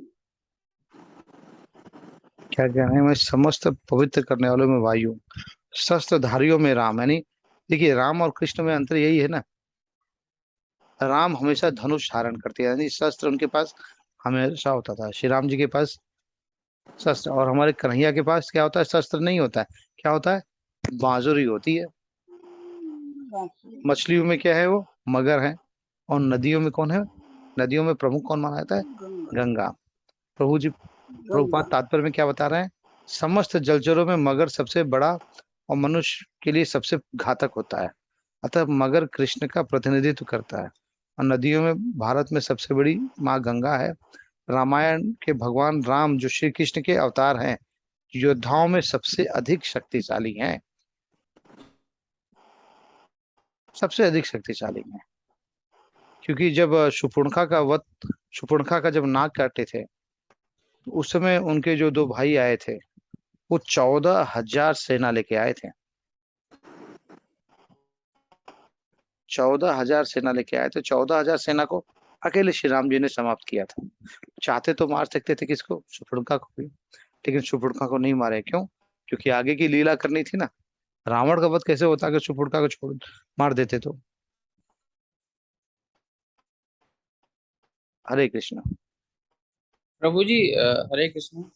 ये हम्म, शस्त्र अस्त्र और हथियार ये क्या अलग अलग हैं या एक ही नहीं है? नहीं नहीं, प्रभु जी अलग अलग टर्मिनोलॉजी, जैसे हम परमेश्वर भगवान ईश्वर बोलते हैं ना, सब एक ही हैं। सर्गानामादि अंत च मध्यम हरे अर्जुन। कृष्णा प्रभु जी। जी माता जी। सॉरी मैं डिस्टर्ब कर रही हूँ प्रभु जी बीच में। प्रभु जी मैंने कहीं पे पढ़ा था कि शस्त्र और अस्त्र में जैसे फर्क होता है कि शस्त्र जो है होता है वो दिखता है, जैसे तलवार होगी, खंजर हो गया, हम्म, ये दिखने वाले हैं शस्त्र। हम्म, लेकिन जो अस्त्र होते हैं वो मंत्रों से पैदा होते हैं, वो मंत्रों से पैदा होते हैं। मंत्र बोलते हैं और हाथ में ऐसे आ जाता है, तो वो होते हैं अस्त्र। ऐसा मैंने पढ़ा था कहीं पे। हो सकता है माता हरे जी, हो कृष्णा। सकता है, हो सकता है। अध्यात्म विद्या विद्यानां बाधा प्रवृत्तामहम्। हे अर्जुन, मैं समस्त सृष्टियों का आदि मध्य और अंत हूँ। मैं समस्त विद्याओं में अध्यात्म विद्या हूँ और तर्क शास्त्रों में मैं निर्णायक सत्य हूँ। हरे कृष्ण। देखिए क्या कह रहे हैं? हे अर्जुन, मैं समस्त सृष्टियों का आदि मध्य और अंत हूँ। यानी मुझसे ही शुरुआत, मुझसे ही अंत भी होता है। मैं समस्त विद्याओं में अध्यात्म विद्या हूँ। देखिए समस्त विद्या में बहुत सारी विद्या होती है, लेकिन सबसे सुंदर कौन सा? अध्यात्म। क्योंकि अध्यात्म ही आपको ईश्वर से मिलने में सहायक होता है। और तर्क शास्त्रियों में मैं निर्णायक सत्य हूँ। तर्क शास्त्री मतलब जो तर्क करते हैं, डिबेट जिसे कहते हैं साधारण भाषा में, तो उसमें क्या हूँ? निर्णायक सत्य हूँ मैं। हरे कृष्ण। माता जी 33-34 एक साथ कर लीजिए। अक्षराणाम् ओंकार अस्मि द्वन्द्वं समासिकस्य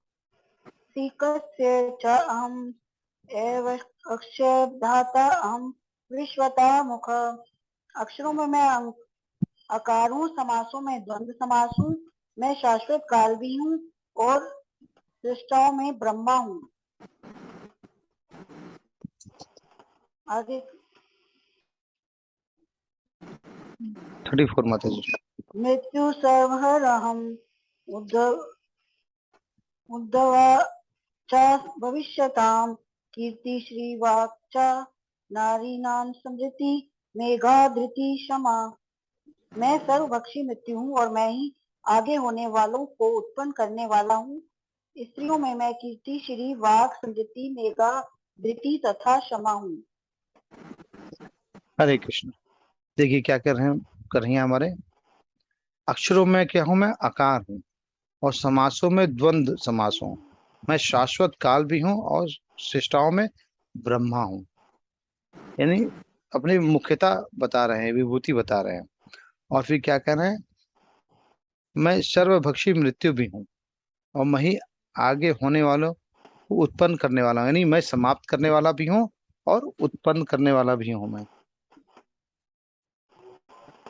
स्त्रियों में मैं कीर्ति श्री वाक स्मृति मेधा धृति तथा क्षमा हूँ। यानी स्त्रियों में ये के नाम भी बता रहे हैं और एक तरह से कैटेगरी और क्वालिटी भी बता रहे हैं देखिए प्रभुपाद ने क्या कहा है यहाँ पे, यहाँ जिन 7 ऐश्वर्यों का उल्लेख है वे स्त्रीवाचक है। कीर्ति, श्री, वाक, स्मृति, मेधा, धृति तथा क्षमा। यदि किसी व्यक्ति के पास ये सभी या इनमें से कुछ ही होते हैं तो वो यशस्वी होता है। यदि कोई मनुष्य धर्मात्मा है तो वो यशस्वी होता है। संस्कृत पूर्ण भाषा है, अतः वो अत्यंत यशस्विनी है। यदि कोई पढ़ने के बाद विषय का स्मरण रख सकता है तो उसे उत्तम स्मृति, स्मृति यानी मेमोरी एक तरह से समझिए। केवल अनेक ग्रंथों को पढ़ना पर्याप्त नहीं होता, किंतु उन्हें समझकर आवश्यकता पड़ने पर उनका प्रयोग मेधा या बुद्धि कहलाती है। यानी ये एक तरह से ये क्वालिटीज हैं ये। हरे कृष्ण माता जी। बृहत्साम तथा साम्नाम गायत्री छंदसामहम मासानां मार्गशीर्षो ऋतूनाम कुसुम आकारा। मैं सामवेद के गीतों में बृहत्साम और छंदों में गायत्री हूँ। समस्त महीनों में मैं मार्गशीर्ष, अगहन तथा समस्त ऋतुओं में फूल खिलने वाली बसंत ऋतु हूँ। क्या कह रहे हैं कन्हैया? मैं सामवेद के गीतों में बृहत साम हूँ और छंदों में गायत्री हूँ। यानी यहाँ गायन के बारे में बता रहे हैं। सामवेद में गीत है जिससे उसमें गीतों में कौन है? बृहत साम।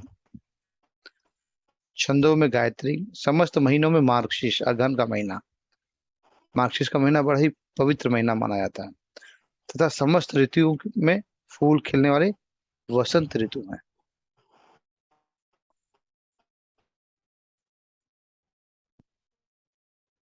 हरे कृष्ण। दूतम चलयताम अस्मि तेजा तेजस्वी नाम अहम जय अस्मि व्यवसाय अस्मि सत्ववत्ताम। मैं छलियों में जुआ हूँ और तेजस्वियों में तेज हूँ।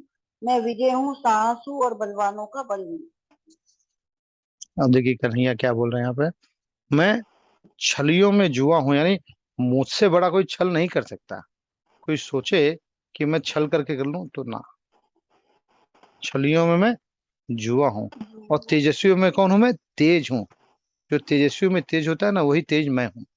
मैं क्या हूं? विजय हूं। मैं क्या हूं? साहस हूं। और मैं बलवानों का बल भी मैं हूं। यानी मैं ही सब कुछ हूँ। कन्हैया यही बताने का प्रयास कर रहे हैं और हमें भी ये समझना चाहिए कि हर चीज, इसलिए कहते हैं ना, कण कण में ईश्वर है। क्यों? हर चीज में ईश्वर है। हम आप जो बोल रहे हैं, सुन रहे हैं, वो भी ईश्वर के कारण ही है। देखिए प्रभुपाद ने लिखा है यहाँ पे, ब्रह्मांड में अनेक प्रकार के छलियां हैं। समस्त छल कपट कर्मों में द्युत क्रीड़ा, जुआ सर्वोपरि। यानी द्युत क्रीड़ा को सबसे ज्यादा छलिया माना गया है, सबसे ज्यादा छल करने वाला माना गया है। तो इसके लिए वो जो सबसे बड़ा छल करने वाला है, वो कृष्ण का प्रतीक है। हरे कृष्ण। वृष्णीनां वासुदेवोऽस्मि पांडवानां धनंजय मुनीनाम अहम व्यासा कवीनाम उशना कवि। मैं विष्णु वंशियों में वासुदेव और पांडवों में अर्जुन हूँ। मैं समस्त मुनियों में व्यास तथा महान विचारकों में उष्णा हूँ। मैं वृष्णि वंशियों में वासुदेव और पांडवों में अर्जुन हूँ। देखिए वृष्णि वंशी, वृष्णि वंशी क्यों कहा जा रहा है? क्योंकि ये वृष्ण के वंश के थे, तो उसमें वासुदेव स्वयं को कह रहे हैं, और पांडवों में भी कह रहे हैं मैं अर्जुन हूँ। यानी अर्जुन तुम कौन है? कौन हो? मैं हूँ। मैं समस्त मुनियों में व्यास मुनि हूँ और महान विचारकों में उष्णा हूँ। यानी सबसे ज्यादा कोई बड़ा विचारक है, थिंकर है, कौन है? मैं स्वयं हूँ।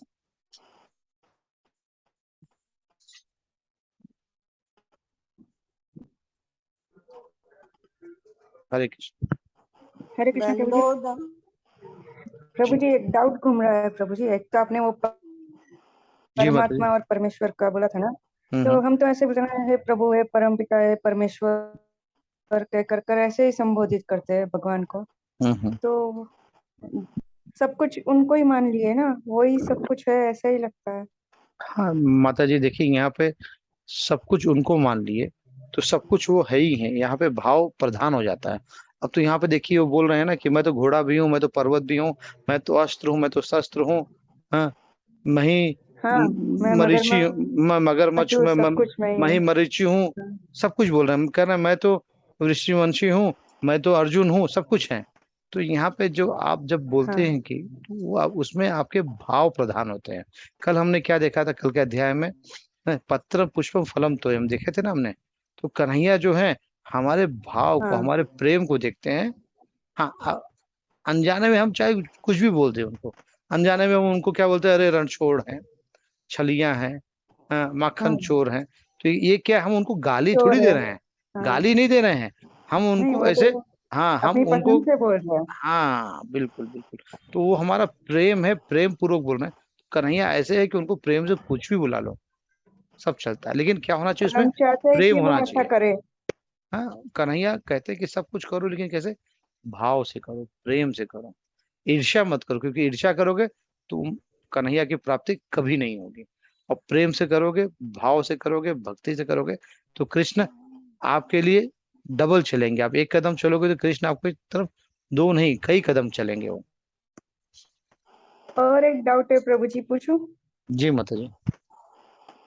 प्रभु जी, अब तो हम लोग कलयुग में है, ठीक है, हमारे साथ नहीं है। जब वो पांडवों के साथ में थे तब उनके साथ में इतना सब कुछ गलत गलत हो रहा था, सब कुछ हो रहा था। तो भगवान चाहे तो रोक सकते थे, तो तब उन लोगों ने तभी उस टाइम पे वो कौरवों को दंड क्यों नहीं दिया? माता जी देखिए, कर्म का जो चक्र होता है ना, कर्म के चक्र में कन्हैया भी हस्तक्षेप नहीं करते हैं। कर्म हमने जो किया है उसका तो हमें भी फल मिलेगा। तो ये कन्हैया ने जान, अगर चाहते तो पूरा युद्ध ही रोक देते थे, युद्ध होने ही नहीं देते। कन्हैया चाहते तो धृतराष्ट्र को पुत्र ही नहीं होते, जब पुत्र नहीं होते तो फिर मरते ही नहीं, जब दुर्योधन होता ही नहीं तो फिर कुछ गलत नहीं होता। लेकिन विधि का विधान कन्हैया भी बदलते नहीं है।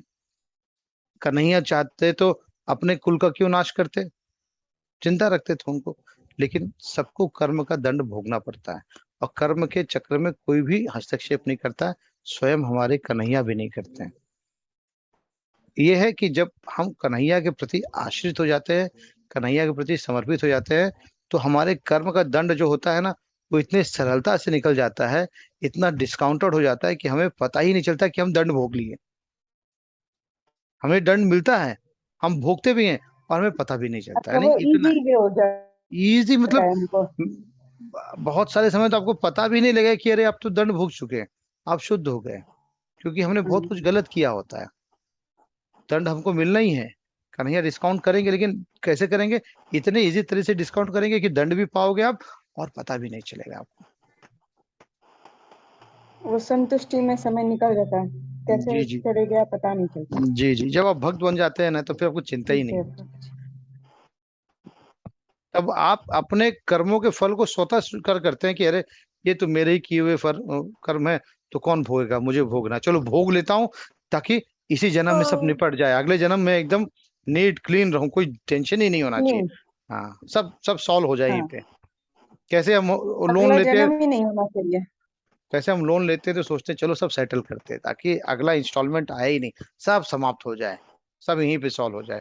वैसे ही हम सब सेटल कर देते हैं कि अगली बार का चक्कर ही नहीं हो, जन्म मृत्यु का झंझट ही नहीं होना चाहिए। हरे कृष्ण। ठीक है, हरे कृष्ण। दंडोदम यतास्मि नीति यस्मि जिगीषताम् मौनम चावस्मि गुहानाम ज्ञानम ज्ञानवतामहम्। अराजकता को दमन करने वाले समस्त साधनों में मैं दंड हूँ, और जो विजय के आकांक्षी हैं उनकी मैं नीति हूँ। रहस्यों में मैं मौन हूँ, और बुद्धिमानों में ज्ञान हूँ। देखिए कितना सुंदर बता रहे हैं कन्हैया, कह रहे हैं कि अराजकता को दमन करने, यानी अराजकता को बंद करने वाले में, दमन करने वाले में क्या हूं मैं, दंड हूं मैं पेनाल्टी हूं, मैं लोगों को दंड देता हूँ। और जो विजय के आकांक्षी है, जो जीत चाहते हैं, जिन्हें विक्ट्री चाहिए, उनके लिए क्या हूं मैं, नीति। नीति यानी आपकी स्ट्रेटेजी जिसे कहते हैं आप, मैं नीति हूँ। तो रहस्यों में मैं साइलेंस हूँ, मौन हूँ, क्योंकि अगर आप मौन नहीं रहे, सबसे बोलते रहे, तो रहस्य तो बाजारू हो जाएगा। तो मैं मौन हूँ, और बुद्धिमानों का क्या हूँ मैं, ज्ञान हूँ। देखिए प्रभुपाद जी क्या कह रहे हैं, वैसे तो दमन के अनेक साधन हैं, किंतु इनमें सबसे अधिक है दुष्टों का नाश करना। जब दुष्टों को दंडित किया जाता है तो दंड देने वाले कृष्ण स्वरूप होते हैं। किसी भी क्षेत्र में विजय की आकांक्षा करने वालों में नीति का ही विजय होती है। नीति यानी आपकी स्ट्रेटेजी, टैक्टिक्स, सुनने, सोचने तथा ध्यान करने की गोपनीय क्रियाओं में मौन ही सबसे महत्वपूर्ण है, क्योंकि मौन रहने से जल्दी उन्नति मिलती है। ज्ञानी व्यक्ति वह है जो पदार्थ तथा आत्मा में भगवान की परा तथा अपरा शक्ति में भेद कर सके। ऐसे ज्ञान साक्षात स्वयं कन्हैया ही हैं। हरे कृष्ण माता जी। यच्चापि सर्वभूतानां बीजं तदमर्जुन न तदस्ति विना यत्तया मया भूतं चराचरम। यही नहीं है अर्जुन, मैं समस्त सृष्टि का जनक बीज हूँ। ऐसा चर तथा अचर कोई भी प्राणी नहीं है जो मेरे बिना रह सके। माता जी 40 भी कर लीजिए। न अंतो अस्ति मम दिव्यानां विभूतीनां परम तप। एषा तु मुदेशता प्रोक्त विभूते विस्तरा मया। हे परम तप, मेरी दैवी विभूतियों का अंत नहीं है। मैंने तुमसे जो कुछ कहा वह तो मेरी अनंत विभूतियों का संकेत मात्र है। हरे कृष्ण। हरे कृष्ण। क्या कह रहे हैं देखिए, 39वें श्लोक में कृष्ण कह रहे हैं, यही नहीं हे अर्जुन, मैं समस्त सृष्टि का जनक बीज हूँ। यानी सृष्टि मेरे वजह से ही पल बढ़ रही है, क्योंकि मैं उनका सोर्स हूँ, जनक बीज हूँ मैं। ऐसे चर तथा अचर कोई भी प्राणी नहीं है जो मेरे बिना रह सके। यानी कोई भी मूवेबल और नॉन मूवेबल चर अचर कोई भी ऐसा प्राणी नहीं जो मेरे बगैर पनप सकता है, रह सकता है। सब कुछ मुझ पे ही आश्रित है। इसके बाद कन्हैया कहते हैं कि अरे अर्जुन, हे परंतप, मेरी दिव्य विभूतियों का ये अंत नहीं। अरे ये तो ट्रेलर है, कितना बताऊं, मेरी दिव्य अनुभूतियां तो असीम है। ये तो खाली संकेत मात्र है। जो भी कुछ कह रहा हूँ वो अनंत में से थोड़ा सा बताया हूँ, संकेत मात्र है। गोपाल जी क्या कहते हैं देखिए, जैसा कि वैदिक साहित्य में कहा गया है, यद्यपि परमेश्वर की शक्तियां तथा विभूतियां अनेक प्रकार से जानी जाती हैं, किंतु इन विभूतियों का कोई अंत नहीं है। अतएव समस्त विभूतियों तथा शक्तियों का वर्णन कर पाना संभव है ही नहीं। अर्जुन की जिज्ञासा को शांत करने के लिए केवल थोड़े से उदाहरण प्रस्तुत किए गए हैं। हरे कृष्ण। यच्चत् विभूति मत्सत्वं श्रीमत्तुर्जिवम् एव वा तत्तत् अवगच्छ त्वं मम तेजंश संभवम्। तुम जान लो कि सारा ऐश्वर्य, सौंदर्य तथा तेजस्वी सृष्टियां मेरे तेज के एक स्फुलिंग मात्र से उद्भूत हैं। क्या कहें, तुम जान लो कि सारा ऐश्वर्य, सौंदर्य, तेजस्वी सृष्टियां मेरे तेज की एक स्फुलिंग, स्फुलिंग मतलब एक तरह से समझ लो चिंगारी, मेरे तेज की एक खाली एक किरण, एक चिंगारी है। यानी अथाह है कन्हैया का सृष्टि, अथाह है कन्हैया का तेज, अथाह है कन्हैया का ऐश्वर्य, अनंत है, कोई और छोर नहीं है। उसे हम ना देख सकते हैं, ना माप सकते हैं, ना समझ सकते हैं। हरे कृष्णा। अथवा बहुना एतेन किं ज्ञातेन तव अर्जुन विशिष्टभ्यामिदं कृत्स्नम् एकंशेन स्थिता जगत। किंतु हे अर्जुन, इस सारे विशद ज्ञान की आवश्यकता क्या है? मैं तो अपने एक अंश मात्र से संपूर्ण ब्रह्मांड में व्याप्त होकर इसको धारण करता हूँ। हरे कृष्णा। क्या कर रहे हैं देखिए, अरे अर्जुन, इन सब बातें करने का कोई मतलब ही नहीं है। इस सारे विशुद्ध ज्ञान की क्या आवश्यकता है, कोई जरूरत नहीं है। मैं तो अपने एक अंश मात्र से संपूर्ण ब्रह्मांड में व्याप्त होकर इसको धारण करता हूँ। यानी मेरे अंश से, मेरे स्फुलिंग से मैं इसको धारण कर लेता हूँ। इसके लिए कुछ मुझे बहुत विशेष करने की जरूरत नहीं है। मेरे मात्र एक अंश से, मैं रहता कहाँ हूँ, गोलोक में, लेकिन मैं हर जगह व्याप्त हूँ और हर जगह देख रहा हूँ, हर जगह सुन रहा हूँ। कोई मुझे बुलाता है तो मैं उसको अनसुना नहीं करता हूँ, प्रकट हो जाता हूँ। तो मैं एक अंश मात्र से संपूर्ण ब्रह्मांड में व्याप्त होकर इसको धारण करता हूँ, यानी इसको मैं धारण किए हूँ। तो ये आज के अध्याय का अंतिम श्लोक था। ये कन्हैया के विशेष विभूतियों के बारे में अध्ययन था। कन्हैया ने अपने मुख से संकेत मात्र दिए हैं कि कन्हैया के कौन कौन से विभूति हैं, कन्हैया क्या है, उसको हम समझने का प्रयास करते हैं। ये सब अध्याय जो है आपको भक्ति में और जोर लगाने के लिए प्रेरित करता है, क्योंकि भक्ति जो है ना, ये जब आप भक्ति में दृढ़ हो जाते हैं तो बड़े आसानी से इसमें बढ़ते हैं। हरे कृष्णा प्रभु जी। जी प्रभु जी। ये एक जानना चाह रहे थे, जिज्ञासा है, ये 3 तरह के ताप होते हैं, भौतिक, दैहिक, दैविक, भौतिक। तो ये मतलब इसमें अध्याय 2 में 6वें में कहा गया था, उनका उद्देश्य ये था कि ताप, तीनों तापों में ये मतलब भक्त को जो कृष्ण भावनामृत में हो जाता है उसको तो तीनों ताप महसूस नहीं होते, वो सब में पॉजिटिव पन देखेगा। तो मेरा यही जिज्ञासा है कि भौतिक ताप कौन सा है, दैहिक ताप कौन सा है और दैविक ताप कौन सा है। ये जो 3 ताप हैं उसका एक उदाहरण से समझा दें तो मेहरबानी होगी। मुझे लगता है हम लोगों ने चर्चा इसके पहले भी किया था। ये जो 3 ताप है, तीनों ताप के बारे में चर्चा किया था हम सभी ने। अभी आपको इस पे क्लैरिटी चाहिए, है ना? मैं था ही नहीं गुरुजी उस समय। अच्छा, आप थे नहीं जी।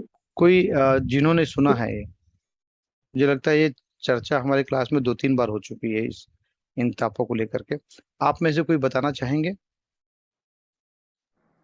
ये तीनों तापों के बारे में, दैहिक, दैविक, भौतिक? मैं बोलूं प्रभु जी? जी माता जी बोलिए। हरे कृष्णा। प्रभु जी 3 तरह के ताप होते हैं, आदि भौतिक, आदि दैविक और आध्यात्मिक। 3 तरह के ताप होते हैं। आदि भौतिक जो होता है वो हम अपने शरीर से फील करते हैं। जैसे मान लीजिए किसी को कोई बीमारी हो गई, बुखार ही आ गया, तो वो आदि भौतिक है, वो हम अपने ही शरीर से तंग होते हैं, वो हमें अपने शरीर से मतलब उसको फील करते हैं। ये हो गया आदि भौतिक। उसके बाद है आदि दैविक। आदि दैविक होते हैं जो हम दूसरों से, दूसरे जीवों से, किसी कुत्ते ने हमें काट लिया या हम किसी और ने हमसे लड़ाई कर ली, किसी ने हमें मारा या कोई मतलब इस तरह से किसी और से हमें वो दुख मिलता है। एक हो गया हमें अपने शरीर से दुख मिलता है, वो हो गया आदि भौतिक। एक हो गया आदि दैविक जो हमें किसी और जीव से दुख मिलता है। और तीसरा है आध्यात्मिक जो हमें देवताओं की तरफ से दुख मिलते हैं। जैसे कि कोरोना आ गया था, ये किसी इंसान ने नहीं फैलाया, है ना, ये परमात्मा मतलब कि सृष्टि की तरफ से, देवताओं की तरफ से हुआ। ऐसे ही जैसे बाढ़ आ जाना या है ना ये भूकंप आ जाना, ये आध्यात्मिक ताप है। ठीक है प्रभु जी, क्लियर है प्रभु जी आपको? कंसारी प्रभु जी। जी जाना गुरु जी। नहीं, अगर क्लैरिटी नहीं है प्रभु जी पूछ सकते हैं। नहीं जाना। भौतिक मतलब अपने तन में जैसी बीमारी जैसे लग गई, कोई कैंसर हो गया या इस टाइप का असाध्य रोग हो गया, चाहे बुखार भी हुआ प्रभु जी, चाहे छोटी बीमारी भी है, बुखार भी है, वो भी आदि भौतिक नहीं आएगा प्रभु जी। जो हम अपने शरीर से तंग हो रहे हैं, किसी भी तरह कोई जख्म हो गया, ठीक है, कुछ भी है, छोटे से छोटा बड़े से बड़ा हो सकता है, आदि भौतिक। जरा साफ नहीं आ रही है माता जी। माता जी प्रभु जी देखिए, आदि भौतिक का मतलब होता है कि भौतिक समस्याएं, एक तरह से समझ लीजिए आप। जी। हाँ, भौतिक समस्याएं कुछ भी हो सकता है आपका, आपसे जुड़े हुए कुछ भी जो चीजें हैं।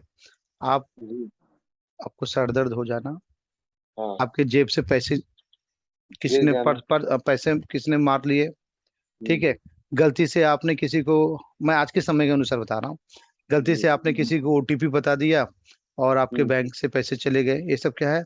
ये भौतिक ताप है, यानी इस मटेरियल नेचर के द्वारा जनित किए हुए ताप है। आप सब्जी बड़ी अच्छी लेके आए, देख के बड़ा सुंदर है, और आपने काटा तो अंदर निकला सब गड़बड़ गड़बड़ है। ये साधारण एग्जांपल दे रहा हूं मैं। जी। और दैहिक हो गया देवता से, दैहिक बताया ना, देवता से कोरोना, बाढ़, भूकंप। एनीथिंग प्रभु जी देखिए, अध्यात्म, दैवी और भौतिक, ये 3 प्रकार के जो ताप हैं ये हमें परेशान करने के लिए ही हैं। और क्यों जी परेशान हम होते हैं, इसका कारण हमारा कर्म है प्रभु जी। हम्म, कोई भी हमें जबरदस्ती परेशानी नहीं आती है। जी बना हम लेते हैं, अपने बना नहीं ज्यादा। लेते हैं प्रभु जी, हम अपने प्रारब्ध में हमने ऐसे गलत कर्म किए रहेंगे। किसी का हम्म, हमने कभी पर्स लीप मारा होगा, या किसी के हाँ, पैसे हमने ऐंठे होंगे, हम्म, या किसी को हमने फंसाया होगा, तो ये हम्म, 3 ताप में से किसी एक ताप के रूप में आ जाएंगे। हम्म जी फंस जाएंगे, पैसे चले जाएंगे। जी किसी को हमने बहुत सताया होगा, तो हम भी जी सताए जाएंगे। तो इसकी कैटेगरी जो होती है, चाहे भौतिक में आ जाएगी, चाहे दैविक में, चाहे आध्यात्मिक में, ये तीनों रूप में आपको ये कष्ट सहने के लिए मिलेगा। और जी। इन कष्टों से किसी को छुटकारा नहीं है। खाली क्या अच्छा, है कि जब हम भक्त हो जाते हैं ना, जैसे अभी आपने शुरुआत में हाँ, कहा, जब भक्त हो जाते हैं तो इसका आसानी से। असर इतना कम हो जाता है कि हम्म, इसका दंड भी हमको मिलता है, और हम दंड बड़े हंसते हंसते भोग लेते हैं, हम्म, पता नहीं चलता। यानी हम हाँ, द्रवित नहीं होते, हम रोते नहीं है, चिल्लाते नहीं है, दौड़ते नहीं है, हाँ, आसानी से अपने कर्म है हमने किए हैं, उसको कौन हम्म, भोगेगा, हम ही भोगेंगे, ऐसा हम्म, सहर से स्वीकार करके भोग लेते हैं। जी। और जब हमें और ये रियलिटी नहीं होती है, हम रियलाइज नहीं कर पाते हैं, हाँ, और हम इन भगवत गीता, भागवत जैसे ज्ञान से दूर रहते हैं, तो हमें लगता है अरे मेरे साथ क्यों हो रहा है, मेरे साथ क्यों हो रहा है, मैं थोड़ा अच्छा हूँ, अरे हम अच्छे इस समय हैं। हाँ, हम्म, लेकिन हमने जो पिछला अपना बैगेज ढोके रखा है, हाँ, हाँ, हाँ, जो अपना प्रारब्ध कर्म है, उसको कौन भोगेगा। जी वो हमें ही भोगना पड़ेगा। वो अभी गुरु जी। आध्यात्मिक का उदाहरण दे दूं प्रभु जी। मान लीजिए हाँ, कोई एक शादीशुदा व्यक्ति है, बड़ा अच्छा उसका घर परिवार चल रहा है, लेकिन जी उसके यहाँ जो बच्चा पैदा हो मंद बच्चा पैदा हो गया, या उसके पैदा होते ही उसके हार्ट में होल हो गया, कुछ भी हो गया, तो बताइए ये क्या हो गया, ये सब हमारा कर्म हुआ प्रारब्ध ना। का। तो ये हाँ, प्रारब्ध किस में आएगा आपका, ये आध्यात्मिक दंड में आएगा आपका। इसको आप एक तरह से दंड मानिए आप। जी तो क्योंकि हम तो अच्छे हैं, लेकिन हमारा प्रारब्ध है ना, तो उसको कौन भोगेगा। तो वो हम्म, बच्चा हमारे पास आया है उस हम्म, वसूली करने के लिए आया, तो हमें उसे सहर से स्वीकार करना पड़ेगा। जी हमारे पास कितनी भी धन दौलत होंगी, लेकिन उस बच्चे के लिए हम हमेशा चिंतित रहेंगे। क्यों, हमें लगेगा अरे जब तक हम है तब तो देख ले, उसके बाद क्या होगा उस बच्चे का। हम्म, तो वहां पे वो धन भी काम नहीं आएगा, हाँ, व्यवस्थाएं भी काम नहीं आएंगी। क्यों, व्यवस्था जब तक हम है तभी तक देख पाना है, उसके बाद में व्यवस्था सुचारू रूप से चल रही है, या वो बच्चे का अनादर होगा, या बच्चे का भविष्य कैसा होगा, हम नहीं देख पाएंगे। अच्छा गुरु जी, अभी हमारा ये बंद हो गया था, ये फोन। हम्म तो वो बात सुन नहीं पाए थे, परमात्मा और ईश्वर में अंतर जो बताया था। परमात्मा में आपने पहले बताया था कि ये साकार रूप में होते हैं। हम्म कृष्ण भगवान ने भी कहा मैं साकार हूँ, हम्म निराकार नहीं हूँ। हम्म तो ये ईश्वर क्या वही उसका पर्यायवाची शब्द है क्या परमात्मा का? नहीं प्रभु जी, ईश्वर जो है परमात्मा का पर्यायवाची नहीं है। अच्छा, ये आपका परमेश्वर बोलिए चाहे भगवान बोलिए, उसका पर्यायवाची है, परमात्मा का पर्यायवाची नहीं है। अच्छा। हम्म। मतलब ईश्वर के, परमात्मा, ए परमेश्वर और ईश्वर ये सब एक है, परमात्मा पर्यायवाची। परमात्मा पर्यायवाची नहीं है। हाँ, वो बिल्कुल अलग है। हाँ। वो भगवान कृष्ण है। और ईश्वर और परमेश्वर पर्यायवाची है क्या आपस में? प्रभु जी, हाँ, उसको मैं रिपीट करूं या कोई रिपीट करेंगे, आप में से किसी को कुछ ये किसी को बताना है तो बता सकते हैं। मैं बोलूं प्रभु जी? जी बोलिए। जरा सा तेज बोलिए माता जी, जिससे क्लियर सुनाई जी दे। जी प्रभु जी जी।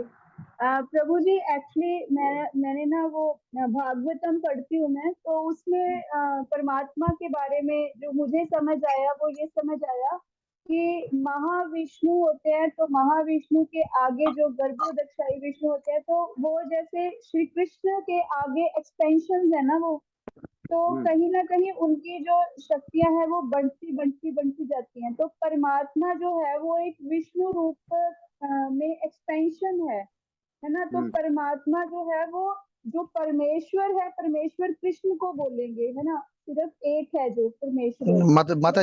माता जी सर आप जो बता रही है वो सरल सही शब्द में बता दिए गुरु जी, हाँ आप ही बता दिए सरल शब्द में। माता जी आप बता रही है हम ना वो समझ सही गए। बता रही है, लेकिन थोड़ा सा जरा सही बता रही हैं, हम कठिन है लोग की वो। बुद्धि जरा हम लोग की सीमित है ना नहीं गुरु प्रभु जी। जी, एक्चुअल में मैं लोगों का हेल्प इसलिए ले रहा हूँ मैं, हाँ क्योंकि हाँ, किनका? आज भी मुझे बोलने में उतना आसान नहीं लग रहा है, तो थोड़ा जोर देना पड़ रहा है, इसलिए मैं लोगों का हेल्प ले रहा हूँ। नहीं सर। कोई हाँ हाँ कोई और बताना चाहेंगे या फिर मैं ही बोल हाँ, दूं मैं? गुरु जी मैं बता रहा हूँ।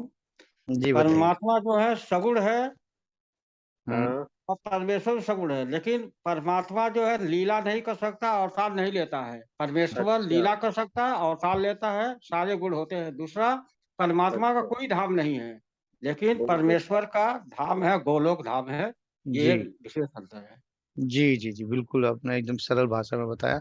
देखिए, परमात्मा एक अलग है, ब्रह्म एक अलग है, और जब हम भगवान बोलते हैं तो भगवान का ही पर्यायवाची परमेश्वर हुए, और इन्हीं का दूसरा पर्यायवाची हम ईश्वर करके बोलते हैं। जैसे कि अभी मेरा नाम कुछ अलग होगा।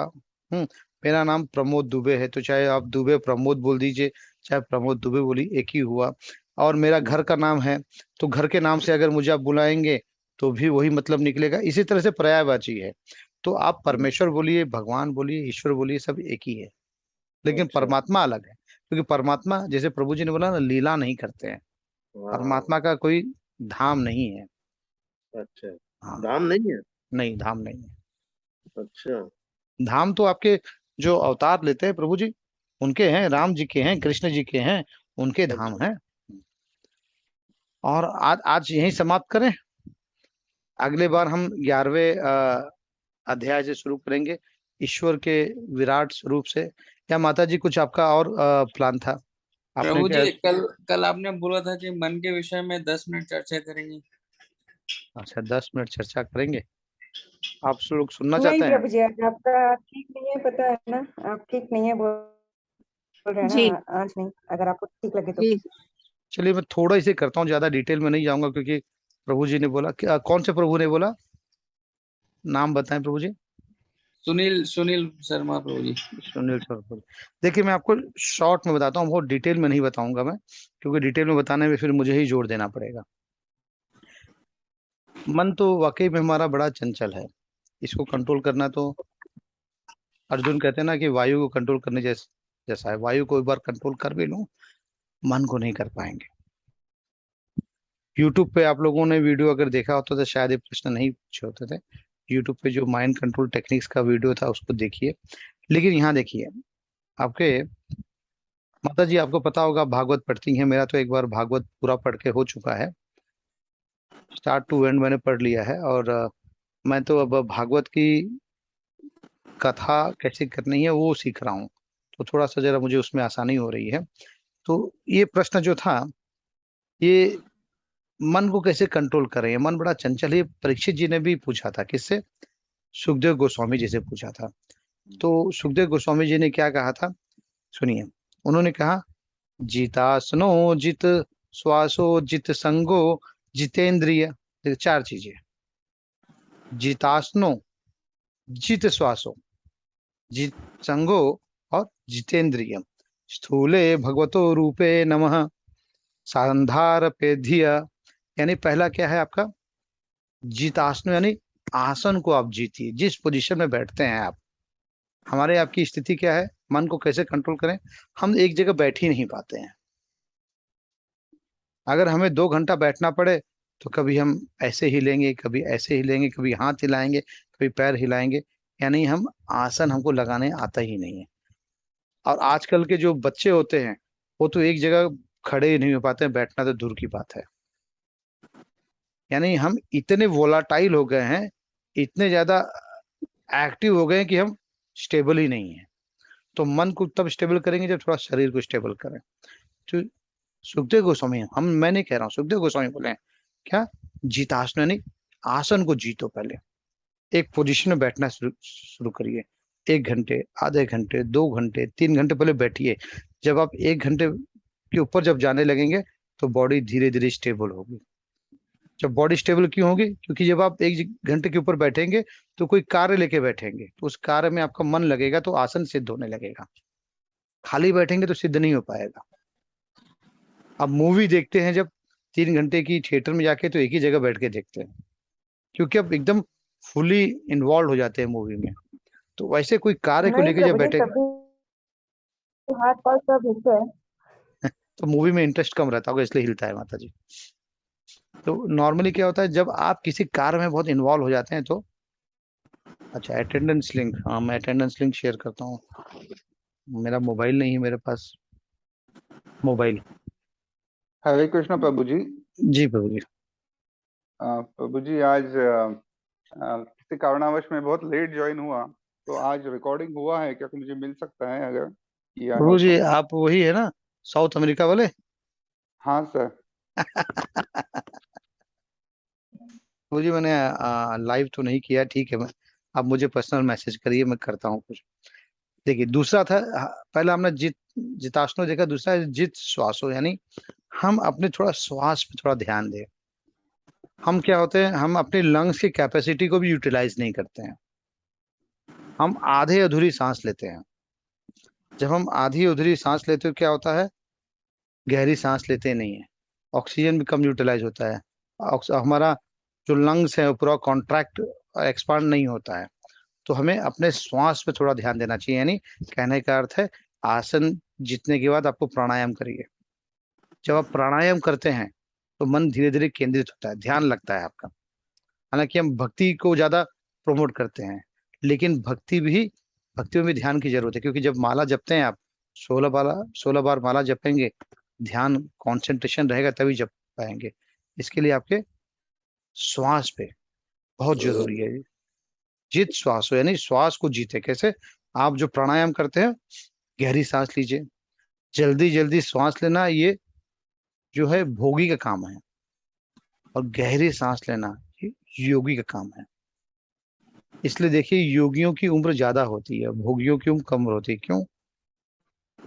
क्योंकि हम जल्दी जल्दी ऑक्सीजन लेते हैं। और एक तरह मैंने एक जगह और भी पढ़ा था कि जब हम जन्म लेते हैं तो उसी दिन हमारा डेट ऑफ डेथ भी डिसाइड हो जाता है, लेकिन वो डेट ऑफ डेथ में डेट मेंशन नहीं होता है।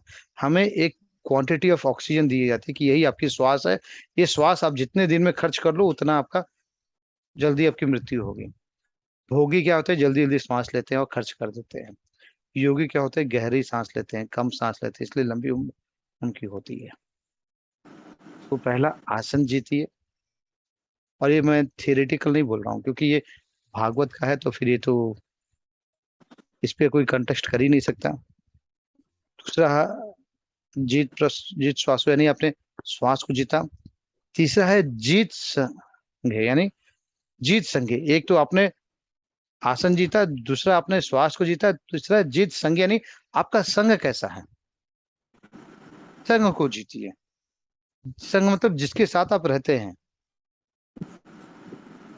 एक सेकेंड, मैं आप लोग का अटेंडेंस लिंक दे दूं। जब आप संघ को जीतते हैं तो आपको बहुत फर्क पड़ता है आप किसके संग में है, अच्छे लोगों के संग में है कि खराब लोगों के संग में है। क्योंकि मन जो है ना हमारा, संग से बहुत प्रमोटेड होता है। खराब संग में हो गए तो आपका मन हमेशा विचलित होगा, गलत कर्म करने के लिए ही आपको प्रेरित करेगा। और अच्छे लोगों के संग में होंगे। सत्संग क्यों कहते हैं हम? क्योंकि सत्य का संग कर रहे हैं, अच्छे लोगों के संग कर रहे हैं। जब अच्छे लोगों का संग करते हैं तो फिर आपके मन में विचलितपना नहीं आता है ना।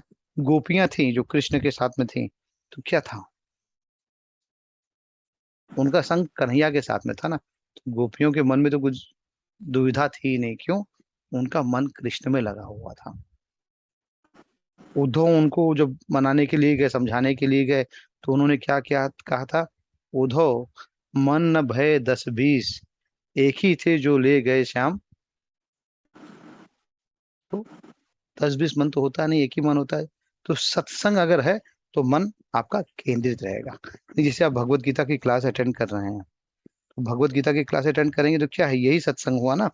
जब आप सत्संग करेंगे तो फिर मन गलत नहीं जाएगा, मन किसी के बारे में निंदा करने में नहीं जाएगा, मन आपको पोर्नोग्राफिक वीडियोस देखने में नहीं जाएगा, मन आपको इधर उधर की फालतू चिटचैट करने में नहीं जाएगा। तो मन धीरे धीरे कंट्रोल होगा और सत्संग में लगेगा। नहीं तो क्या होता है कि प्रॉब्लम होती है। और जहां मन होता है वहीं शरीर भी होना चाहिए। मन कहीं और, शरीर कहीं और। हम बैठे हैं फिजिकली भगवत गीता की इसी क्लास में, और मन चला गया कहीं और, कहीं मॉल में चला गया, पड़ोसी के यहाँ क्या हो रहा है, पार्क में क्या हो रहा है, तब नहीं फायदा। इसलिए मन और शरीर यानी मेंटली प्रेजेंट होना चाहिए और फिजिकली भी प्रेजेंट होना चाहिए। और जब मेंटली और फिजिकली दोनों प्रेजेंट होंगे तब आपका मन कंट्रोल होने लगेगा। कि मैंने आप सभी को अटेंडेंस का लिंक शेयर कर दिया है, आप सभी अपना अटेंडेंस फिल कर लीजिए। क्योंकि अगर मन आप गोविंद में लगा देंगे, मन आप कन्हैया में लगा देंगे, तो फिर मन आपका और शरीर दोनों कन्हैया में लगेगा। क्योंकि क्या है मालूम है, आप देखिए 3 चीजें आपने देखी। क्या? आसन, आसन देखा, श्वास देखा और संग। क्योंकि देखिए महापुरुष कहते हैं, महात्मा लोग क्या कहते हैं, संगत से गुण उपजे और संगत से गुण जाए। संगत से गुण आता भी है और संगत से जो है वो भी चला जाता है। तो हमारी संगत कैसी है? हम अपने बच्चों को क्या सिखाते हैं? अच्छे लोगों के साथ उठो बैठो। अच्छे लोगों के साथ उठोगे बैठोगे तो अच्छी चीज आएगी, और अगर गलत लोगों के साथ में बैठे तो जो है वो भी चला जाएगा। तो प्रश्न ये होता है कि अच्छी संगति करें कैसे, यानी अच्छा संग मिले कैसे, ये भी प्रश्न होना चाहिए ना। अच्छी संगति कहाँ से आएगी, ये आपके ऊपर डिपेंड करता है। जैसे मान लीजिए, एक उदाहरण देता हूं मैं। कोई एक व्यक्ति है, किसी के पास जाके बैठ गया, उसे पता नहीं है, लेकिन अगर कोई बता दे इसके पास मत बैठो, इसको तो ऑलरेडी टीबी की बीमारी है, ट्यूबरक्लोसिस, तो फट से उठ जाएगा। क्यों? क्योंकि ट्यूबरक्लोसिस एक ऐसी बीमारी है जो एक दूसरे से फैलती है। ऐसे ही संग होता है। अगर कोई अच्छे संग का व्यक्ति नहीं है, उसके साथ आप बैठेंगे तो आपने जो अब तक अच्छा संग हासिल किया था वो संग भी चला जाएगा, समाप्त हो जाएगा। कुसंगति का असर है ये, इसलिए कुसंगति कभी नहीं करनी चाहिए। चौथा है जितेंद्रिय, यानी अपने इंद्रियों पे कंट्रोल करना। इंद्रियां कौन सी? 5 कर्मेंद्री और 5 ज्ञान इंद्री। हाँ, हर एक मन होता है, ये 10 को कंट्रोल कर ली तो मन अपने आप कंट्रोल में आ गया। इंद्रियों को अगर आप संतुष्ट करने का प्रयास करेंगे तो इंद्रियां कभी भी संतुष्ट नहीं होती हैं। इंद्रियों को क्या करना है? इंद्रियों को ईश्वर में लगा दीजिए, दबाइए मत, दमन मत करिए। बहुत लोग दमन करने की बातें करते हैं, दमन मत करिए। क्योंकि दमन करने में क्या होता है कि जैसे ही मौका मिलता है वो उतने ही वेग से वापस फैलता है। तो इंद्रियों को दमन मत करिए, इंद्रियों को सही दिशा दीजिए। इंद्रियों को जब सही दिशा देंगे तो अपने आप इंद्रियां कंट्रोल में आ जाएंगी। तो 5 कर्म इंद्रिय, 5 ज्ञान इंद्रियां हैं। शायद मुझे लगता है आप लोगों को पता होगा, नहीं पता है तो लिख लीजिए। ज्ञान इंद्रिय कौन सी है, कोई बताएंगे? जी प्रभु जी। जी बताइए प्रभु जी। आंख, कान, नाक, जिह्वा और त्वचा, जी ये बिल्कुल। ज्ञानेंद्रियां। और कर्म इंद्रिय? हाथ, पैर, वाणी, उपस्थ और गुदा। जी बिल्कुल। तो ये जो 5 कर्म इंद्रिय हैं और 5 ज्ञान इंद्रिय, इनको आप कंट्रोल करेंगे तो अपने आप क्या हो जाएंगे? जितेंद्रिय हो जाएंगे, और इंद्रियों पे आपका कंट्रोल होने लगेगा। जब इंद्रियों पे कंट्रोल होने लगेगा, आसन कंट्रोल हो गया, श्वास कंट्रोल हो गया, संगत कंट्रोल हो गई, इंद्रियां कंट्रोल हो गई, मन अपने आप लगने लगेगा। लेकिन इससे भी बड़ा प्रश्न कि मन लगाए कहाँ? मन लगना तो शुरू हो जाएगा, लगे कहाँ? गोविंद में लगाइए, कन्हैया में लगाइए, हमारे मुरारी जी में लगाइए। इसके अलावा कहीं लगाएंगे तो फिर भटकेंगे। तो भटके नहीं, इसके लिए हमें इन 4 चीजों पे कंट्रोल करना चाहिए। जब हम 4 चीजों पे कंट्रोल करेंगे तो बड़ी सरलता से जीत श्वास को भी हो जाएंगे, जितेंद्रिय भी हो जाएंगे, चित आसन भी हो जाएंगे, और जित संगे भी हो जाएंगे। हम चारों चीज हम कंट्रोल कर लेंगे। तो ये एक संक्षिप्त में, सारांश में मैंने मन के बारे में बताया। ज्यादा डिटेल में जाना है तो आपको मेरे यूट्यूब चैनल के माइंड कंट्रोल टेक्निक्स के वीडियो देखने पड़ेंगे। जी प्रभु, मैंने देखा, उसमें काफी अच्छा समझाया आपने। जी प्रभु जी। हरे कृष्ण। हरे कृष्ण। हरे कृष्णा प्रभु जी। जी प्रभु जी माता मैंने भी थोड़ा लेट 3 के बाद ज्वाइन किया, मुझे थोड़ा रिकॉर्डिंग भेज दीजिए। माता जी आप मुझे व्हाट्सएप करिए, तो रिकॉर्डिंग तो मैंने ऑनलाइन नहीं की है, तो मुझे इसको अपलोड करके शेयर कर दूंगा मैं। जिन्हें भी चाहिए होगा कृपया करके मुझे मैसेज करिएगा, लेकिन ध्यान दीजिएगा कि अब से क्लास जो होगी वो हमेशा 2 बजे होगी। ठीक है। हाँ हरे प्रभु कृष्ण जी, अभी प्रभु। अटेंडेंस लिंक में टाइमिंग भेजना था ना प्रभु जी, तो उसमें 3 o'clock ही बता रहा है, तो हाँ 3 हाँ o'clock ही दबा दे। जी जी जी बिल्कुल, इसमें आप 3 o'clock ही सिलेक्ट करें। ये तो डेटाबेस पे जो जा रहा है वो 3 o'clock का ही जाएगा। ये हम अपने आपकी सहूलियत के लिए 2 बजे किए हैं। उसमें आपको अटेंडेंस लिंक में 3 PM ही रखना है आपको। हरे कृष्णा प्रभु जी। और प्रभु जी स्टार्टिंग में तो बहुत कष्ट होता है मन को कंट्रोल में लाने के लिए, तो इसके लिए जैसे आपने वो अखंड विखंड स्वाहा कहा था, वैसा कुछ छोटा वाला टेक्निक है क्या? अरे माता जी ये बहुत है, बहुत अच्छा है, उसको यूज करिए आप। देखिए अब जिंदगी भर जो करते आए हैं, हमने अपने जीवन में जो कुछ किया है उसको आप जब बदलने लगते हैं ना, तो थोड़ा सा अंतर मन में द्वंद्व शुरू होता है। तो उससे तो थोड़ा सा हमको निपटना पड़ेगा ना, तो द्वंद्व रहेगा। अड़ंग भड़ंग सुहा करते रहिए और मन धीरे धीरे कंट्रोल आता रहेगा। अड़ंग भड़ंग सुहा है। ठीक है। गुरु जी, ये आग, नाक, कान, त्वचा और 5वीं कौन सी हुई? आंख, नाक, कान, त्वचा और जिह्वा प्रभु जी सबसे खतरनाक तो यही है, इसे मत भूलिएगा। जिह्वा जो है ना सबसे खतरनाक है। चलते फिरते रहेंगे ये डिस्टर्ब कर देगा, कहीं से अगर कुछ सुगंध आ गई जी। मन भटक जाएगा। हाँ, नहीं वो तो और खैर प्रभु मैंने जी मैं भगवान की बहुत बात करती हूँ, तो बहुत बातें करने से मेरी जो घर की जो परिस्थिति है वो सबको पता चल जाती है अपने आप। मेरे मुंह पे मेरा कंट्रोल नहीं है, वो मैं कैसे करूँ मेरे को पता नहीं चल रहा है। बहुत कोशिश तो कर रही हूँ, 1-2 बार अभी मैंने मौन अभी व्रत रखने अभी का भी कोशिश की, अभी आपने घंटे से थोड़े टाइम ज्यादा नहीं पहले, रख पा रही हूँ। माता जी अभी आपने थोड़े टाइम पहले सुना ना, कन्हैया ने बताया कि रहस्यों में मैं मौन हूँ। यानी अगर कुछ चीजें रहस्य वाली चीजें हैं तो उसमें मौन रखने का प्रैक्टिस करना पड़ेगा मैं। तो प्रैक्टिस मेक्स मैन परफेक्ट। तो धीरे धीरे अभ्यास करिए, काम बन जाएगा। इसके लिए कोई अचानक से कोई पिल्स नहीं मिलेंगी कि आपने पिल्स लिया और सॉल्व हो जाएगा। इसके लिए धीरे धीरे प्रैक्टिस करेंगे तो बाय प्रैक्टिस 100% सॉल्व हो जाएगा। 35 इयर्स होने के बाद में प्रैक्टिस करने से हो जाएंगे प्रभु जी? जी माता जी। 35 इयर्स के अबव होने के बावजूद भी प्रैक्टिस करने से हो जाएगा? माता जी if we are 35 40 what's that, कुछ फर्क नहीं पड़ता। हम 75 के होंगे तो भी प्रैक्टिस कर सकते हैं। तो ये 35 ईयर जो होता है, ये एज को आप कुछ प्रॉब्लम या फिर ऑब्स्टेकल मत मानिए। हम तो मरने के समय तक कुछ सीख लिए तो उसको प्रैक्टिस कर सकते हैं। 35 तो कुछ भी नहीं है, कुछ भी नहीं है माता जी। हम भगवत गीता नहीं सीख रहे हैं। अब मेरी उम्र खुद 40+ हो गई है, आपकी 35+ हो गई है। सुधीर पसारी प्रभु शायद रिटायर्ड है, वो 60+ के हैं, 63 हैं अगर मुझे बराबर याद है तो। जी जी। तो क्या हम सीख नहीं रहे हैं क्या?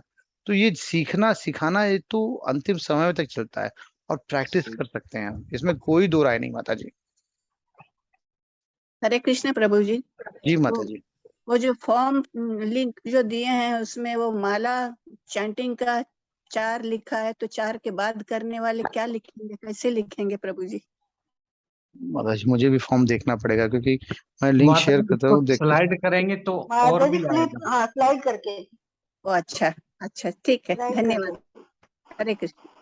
कि मैं भी माता जी क्या है ना, वो लिंक चेक नहीं करता हूँ, मुझे आता है सीधा भेज देता हूँ। कहाँ है माता सबसे जी? हाँ, लास्ट। राउंड ऑफ चैंटिंग जो है ना, आप राइट साइड में स्लाइड करेंगे ना तो जी 16 तक जाता है, 16+ भी जाता है वो। ठीक तो है, आप जो भी धन्यवाद एक्चुअल करती है वो आप क्लिक कर दीजिए। धन्यवाद। या तो आप सभी के प्रश्न हो गए हो तो हम समापन करें, या कुछ और प्रश्न है? प्रभु जी आशित और देवल क्या है? प्रभु जी आसित नहीं, आसित है, आसित और देवल। ये प्रभु जी ये नाम है, जैसे आशी, देवल, नारद, ये सब जो है ना, ये महापुरुष और महर्षि हो चुके हैं कि जब अर्जुन कह रहे हैं कि जब इन्होंने स्वीकार कर लिया, इन्होंने अपने मुख से कहा है, तो मैं भी स्वीकार कर रहा हूँ, और अब तो आप भी बता रहे हैं। ठीक है प्रभु जी प्रभु जी।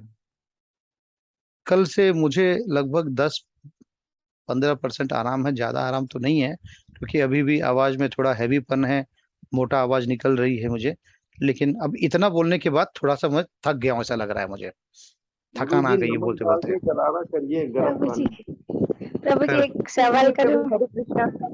हरे कृष्णा प्रभु जी। जी करिए करिए माता जी। प्रभु जी इतना बिजी होने के बाद, इतना बड़ा बिजनेस करने के बाद आप भागवत के लिए कैसे टाइम निकल पाते हैं? अरे माता जी बहुत आनंद आता है, बहुत आनंद आ रहा है। वो तो जो मैं कर रहा हूँ वो मंडे टू फ्राइडे सैटरडे तो चलते रहता है, लेकिन इसमें जो सेटिस्फैक्शन मिलता है ना माता जी, वो उसमें नहीं है। अब तो ऐसा लगता है कि यार ये तो बहुत पहले करना चाहिए था। ये जब जैसे क्लास ले लिया मैं, अभी तो क्लास तो मैं मान लीजिए आप लोगों के लिए ले रहा हूँ, अब मैं स्वयं के लिए, जैसे मैं अब भक्ति शास्त्री के जो है हमारा इस्कॉन बेंगलुरु का जो फर्स्ट बैच है भक्ति शास्त्री का, तो उसमें मैं ऑलरेडी हूँ। तो धीरे धीरे अब वो समाप्ति की ओर बढ़ रहा है, तो भक्ति शास्त्री भी कंप्लीट हो जाएगा। और मैं भागवत कैसे कहना है, भागवत पढ़ तो चुका हूँ मैं, हाँ, लेकिन भागवत कहना कैसे, अब मुझे उसमें इंटरेस्ट आ रहा है। अब बिजनेस में इंटरेस्ट कम है, दाल रोटी तो मिल रही है, दाल रोटी की चिंता नहीं है, महीने की इनकम आ रही है, उसमें चिंता नहीं, क्योंकि मैं कर्म भी कर रहा हूँ, कर्म छोड़ नहीं रहा हूँ, लेकिन इसमें सेटिस्फेक्शन ज्यादा है। अभी देखिए मैं घर में ज्यादा बात नहीं कर रहा हूँ, लेकिन आप लोगों के साथ बात भी कर रहा हूँ, आप क्वेश्चंस पूछ रहे हैं तो उत्तर भी दे रहा हूँ। मैं मौन नहीं धारण किया हूँ, क्यों? मुझे भी आप पूछेंगे ना बोलूं तो मेरा मन मानेगा नहीं मुझे, तो मुझे बहुत आनंद आ रहा है। और अभी तो जैसे मैंने अभी कुछ समय पहले आप लोग को बताया था कि मैं काफी बड़े प्रोजेक्ट पे काम कर रहा हूँ, जहाँ पे मैं फ्री सर्विस की काम बात कर रहा हूँ, क्योंकि ईश्वर के दिया हुआ दाल रोटी है। मैं ये ढिंडोरे के साथ बोल सकता हूँ कि मेरे पास दाल रोटी की व्यवस्था है, तो मुझे किसी का कुछ चाहिए नहीं, लेकिन मुझे कहने में बोलने में बड़ा आनंद आता है। तो अभी हम जो भगवत गीता 3-4 महीने में कंप्लीट करते हैं, या सारांश में 18 दिनों में 18 अध्याय करते हैं, तो मैं 3 दिवस में, एक दिन में 3 घंटा, 3 दिवस में 9 घंटे में भगवत गीता को कथा के रूप में, जैसे भागवत कथा होती है, राम की कथा होती है, शिव पुराण की कथा होती है, वैसे भगवत गीता की कथा 3 दिवसीय कथा करने का पूरा ऑलरेडी मैं सिस्टमेटिक तरीके से उस पर वर्कआउट कर चुका हूँ। दिवाली के बाद से मैं कथा करने के लिए सोच रहा हूँ, जहां से पहला निमंत्रण आएगा वो वहां से शुरू करूंगा मैं। तो ये मुझे बहुत आनंद देता है, और परिवार भी मुझे इसमें सपोर्ट कर रहा है। तो मैंने ऑलरेडी घर में भी एक सैंपल कथा कर ली, घर में घर के लोगों के साथ में, ताकि प्रैक्टिस भी हो जाए। अब तो इसमें क्या होता है, मुझे बड़ा आनंद आता है। ये आनंद जहां मिल जाता है ना, उससे बड़ी कोई चीज नहीं होती माता जी। आपको भी जब आनंद मिलना शुरू हो जाएगा ना, तब फिर लगेगा थोड़ा और थोड़ा और थोड़ा और। प्रभु जी टाइम नहीं दे पाते हो, इतना काम होता है कि घर में टाइम नहीं निकल टाइम पाते। निकाल सकते हैं माता जी, थोड़ा सा जरा उसके लिए भी प्रयास करना पड़ता है, अभ्यास करना पड़ता है। क्योंकि अगर हम टाइम नहीं निकालें तो क्या है, मान लीजिए मैं मानता हूँ कि जो आप जैसे स्त्रियां हैं, लेडीज हैं, उनके ऊपर घर की जिम्मेदारी ज्यादा होती है। हम सब क्या है, घर से बाहर काम करके आए, घर में फ्री रहते हैं, घर में हमको कोई पूछने वाला नहीं है। हाँ, लेकिन स्त्रियां जो है उनको जरूरत से ज्यादा काम पड़ता है, मानता हूं मैं। लेकिन अगर उसी को थोड़ा सा ऑर्गेनाइज कर लें तो उसमें हम कर सकते हैं। अगर नहीं कर पा रहे हैं, तब तो मैं कहूंगा कि हम अस्त और व्यस्त है, अस्त और व्यस्त यानी हम मिसमैनेज्ड हैं। अपने लिए टाइम नहीं निकालेंगे तो जब हमारी पेशी होगी यमराज के सामने, तो फिर हम क्या जवाब देंगे कि हम तो खाली खाने पीने काम धाम के चक्कर में अपना जन्म गंवा बैठे। तो फिर वो जब आप अपना ऑर्डर सुनाएंगे कि ये सजा तुमको मिल रही है, तब रोएंगे गाएंगे पछताएंगे, तब क्या होगा फायदा पछता के। इसके लिए आज समय रहते जब हमको इसकी अनुभूति हो गई, जब तक नहीं जानते थे तब तक अलग बात थी, आज पता चल गया है तो उसकी व्यवस्था करनी चाहिए। मैं तो आप लोग को ये भी बताऊं, मैं आप सभी हमारे परिवार के मेंबर बन चुके हैं, क्योंकि आप लोगों के साथ में डिस्कस करना अच्छा लगता है।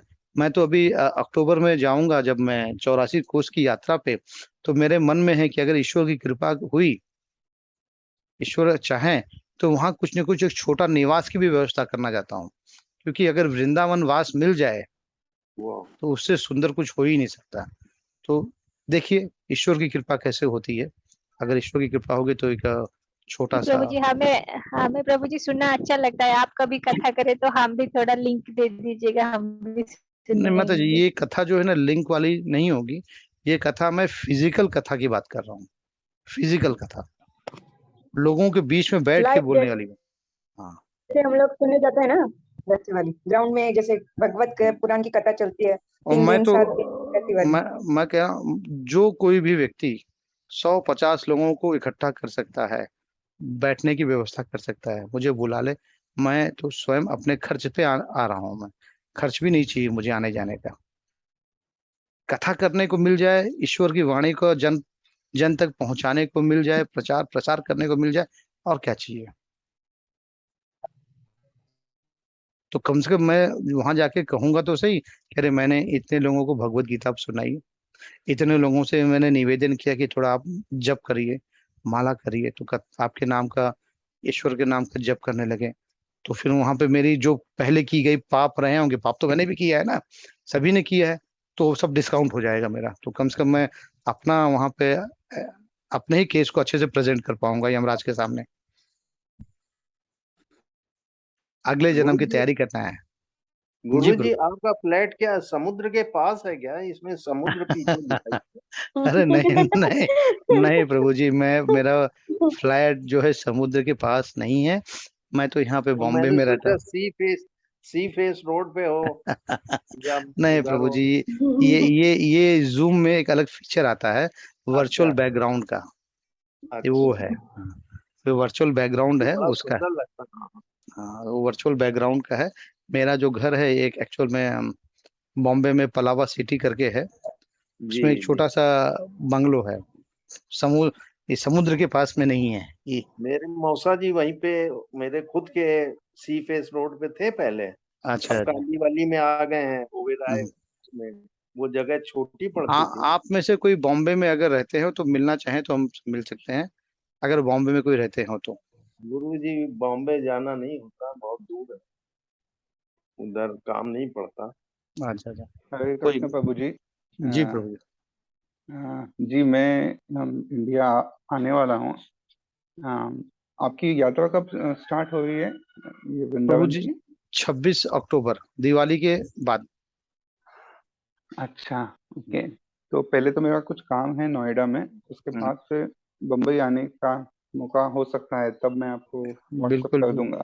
जी अगर प्रभु जी, बिल्कुल बिल्कुल व्हाट्सअप आपको करिए। समय हो तो हमें बहुत खुशी होगी, थोड़ी देर के लिए ही सही लेकिन मुलाकात हो जाए। प्रभु जी देखिए ईश्वर की कृपा बताता हूँ मैं मेरा जो व्यवसाय है ना उसपे मैं, मुझे कोई ट्रांजेक्शनल बेस्ड वर्क नहीं करना है, सब ऑलरेडी सेट है और इतने साल से कर रहे हैं इसलिए सेट हो गया है, तो समय मिल जाता है मुझे, ये भी कन्हैया की कृपा ही है। तो आप व्हाट्सअप करिए, मिल ईश्वर की कृपा होगी तो जरूर मिलेंगे, ठीक है। प्रभु जी मैं और मेरे बड़े भाई प्रमोद कुमार शर्मा जी भी इसी क्लास में हैं। जी जी तो प्रभु जी। अगर ईश्वर की कृपा हुई तो जरूर आपके मुखारबिंद से 3 दिवसीय भगवत गीता का आयोजन किया जाएगा, अगर प्रभु ने चाहा तो जरूर किया जाएगा। हरे कृष्ण प्रभु जी, हरे हरे कृष्ण। कृष्ण प्रभु। तो आज का समापन करें प्रभु जी। जी प्रभु जी। वांछा कल्पतरुभ्यश्च कृपा सिंधुभ्यो च पतितानां पावनेभ्यो वैष्णव नमो नमः। तो अगले शनिवार को हम सभी मिलेंगे, 11वें अध्याय के साथ शुरू करेंगे हम। 2 o'clock। हाँ 2 o'clock से, नहीं आपकी क्लास अब 2 बजे से ही होगी। तो तब तक के लिए हरे कृष्णा, राधे हरे कृष्ण। कृष्णा गुरु जी को हरे कृष्णा। हरे कृष्ण, हरे हरे कृष्ण। धन्यवाद प्रभु जी, हरे हरे कृष्ण, कृष्ण, प्रणाम प्रभु जी। हरे हरे कृष्ण। कृष्णा।